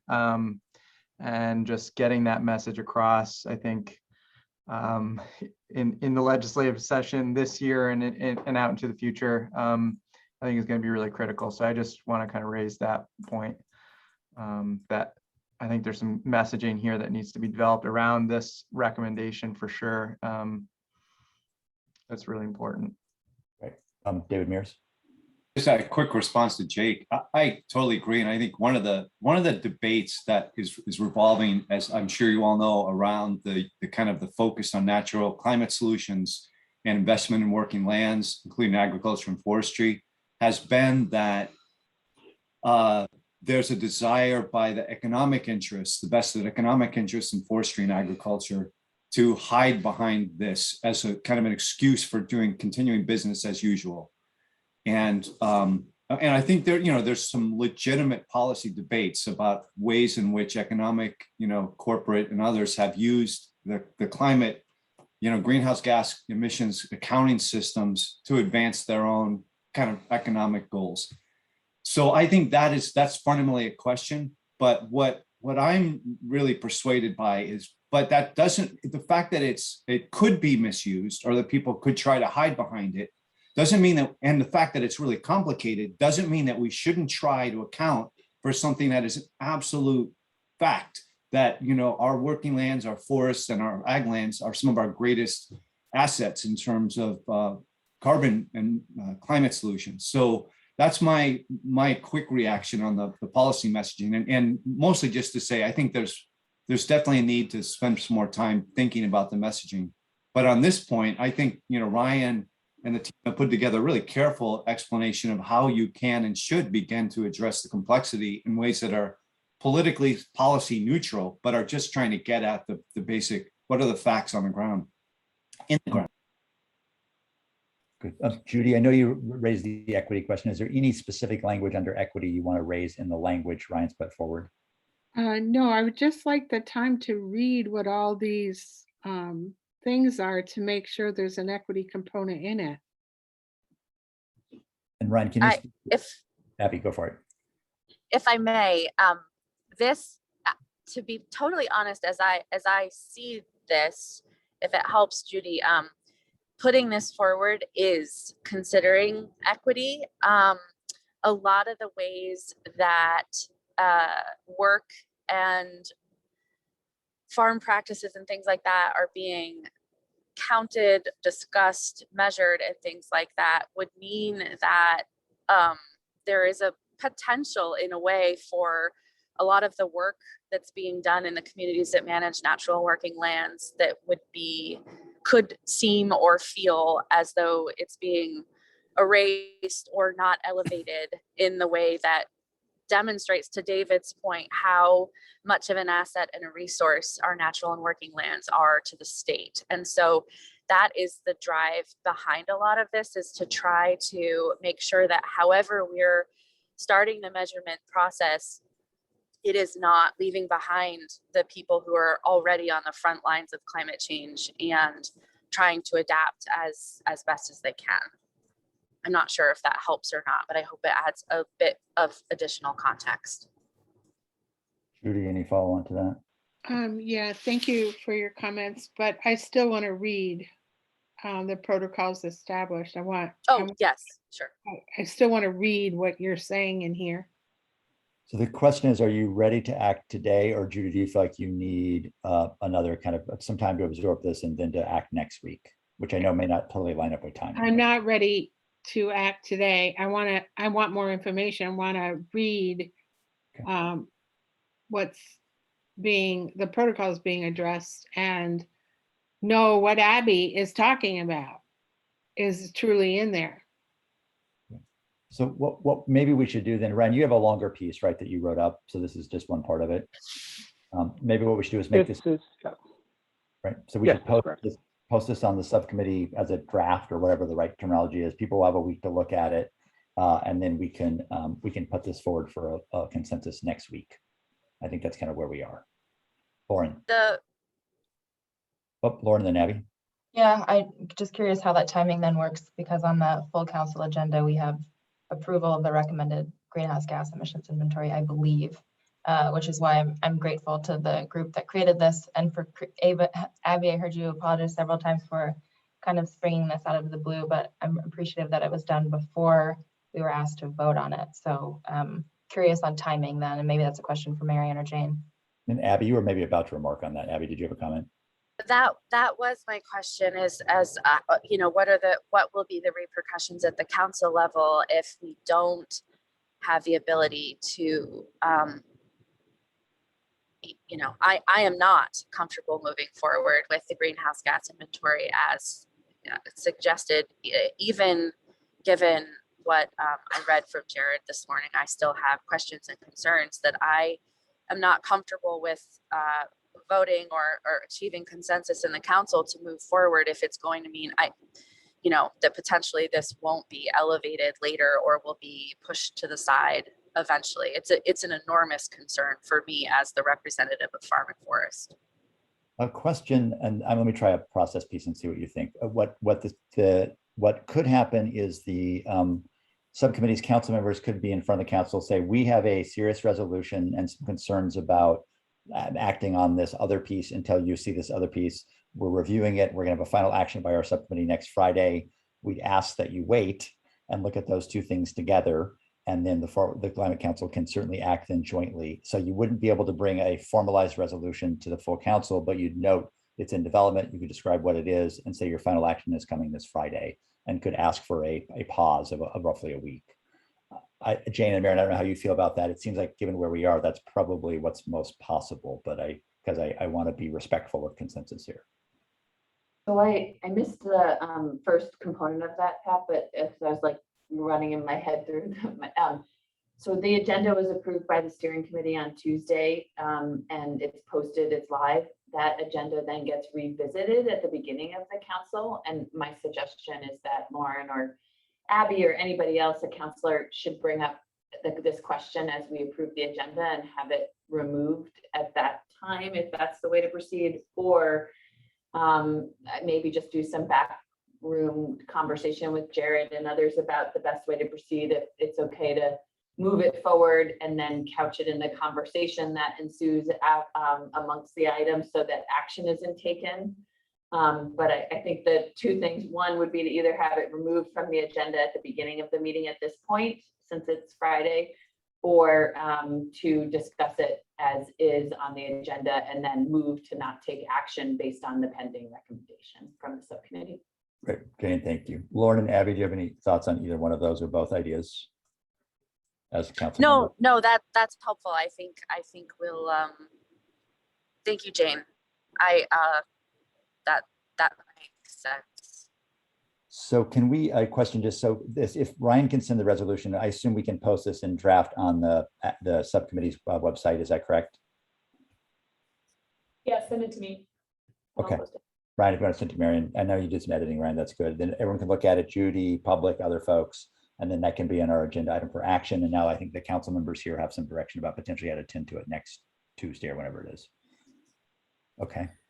So we're over time now, so we should move towards kind of wrapping up, if that's okay, Pat. Yeah, play over to you. You bet.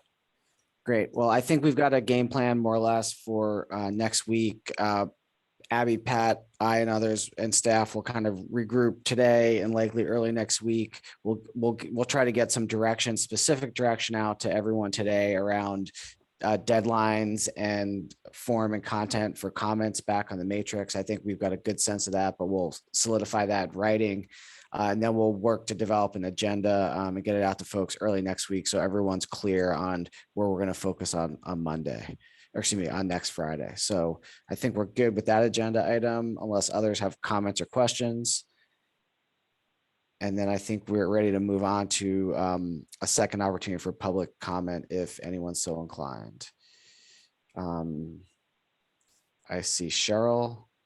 Anyone else interested in speaking at this time? And Zach.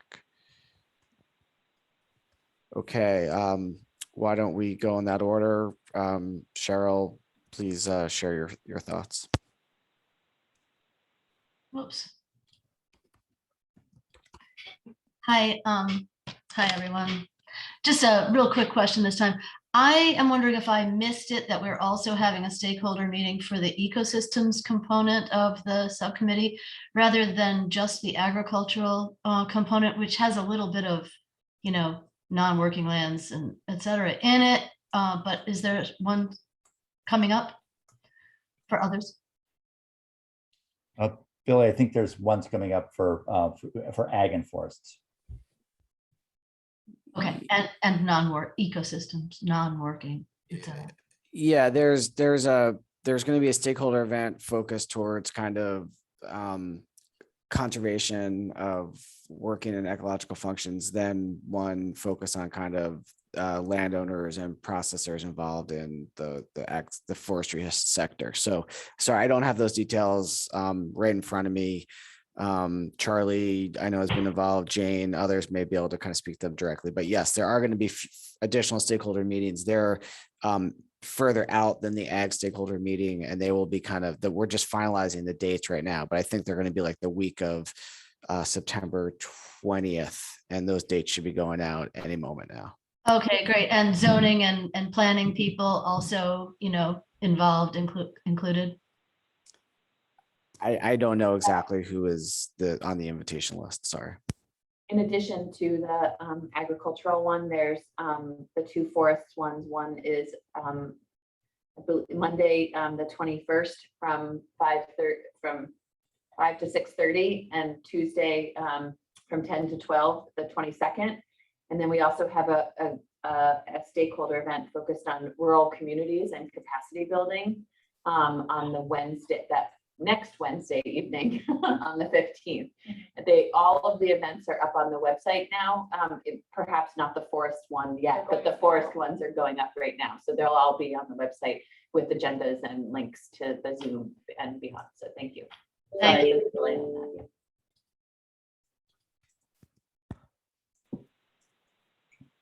Zach, I guess, Billy, are we over to Zach now? Yes, please. Thanks, Zach. Hi, everybody. Good morning. Thank you, Zach Porter, Conservation Law Foundation. And I just wanted to appreciated Cheryl's question. That was one of mine as well, about the schedule for the upcoming meetings, other meetings.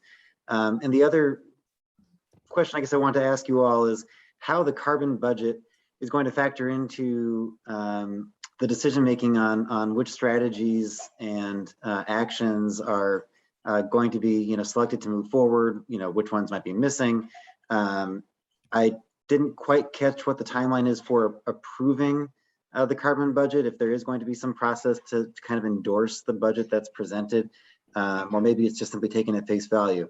But I'm hopeful that that will, then inform this body's, decision-making around what moves forward. So everything is coming out at kind of the exact same time. And I just want to make sure that the carbon budget is actually put to use as we're, finishing up our pathways, strategies, actions document. And if there is something that can be said right this moment to kind of how that will be incorporated, that would be great. Otherwise, maybe that can be shared at next week's meeting. Thank you to Marion for sharing that document in the middle of the meeting today. That was very helpful. I appreciate that.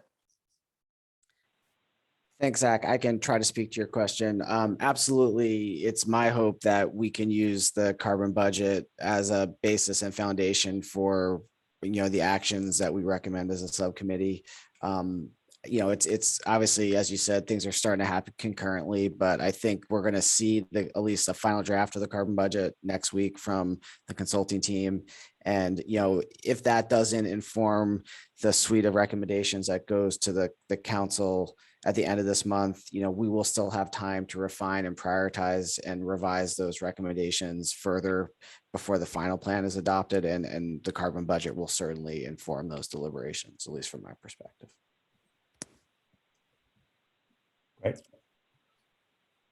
All right. Any other questions, comments from members of the public or members of the council? Charlie.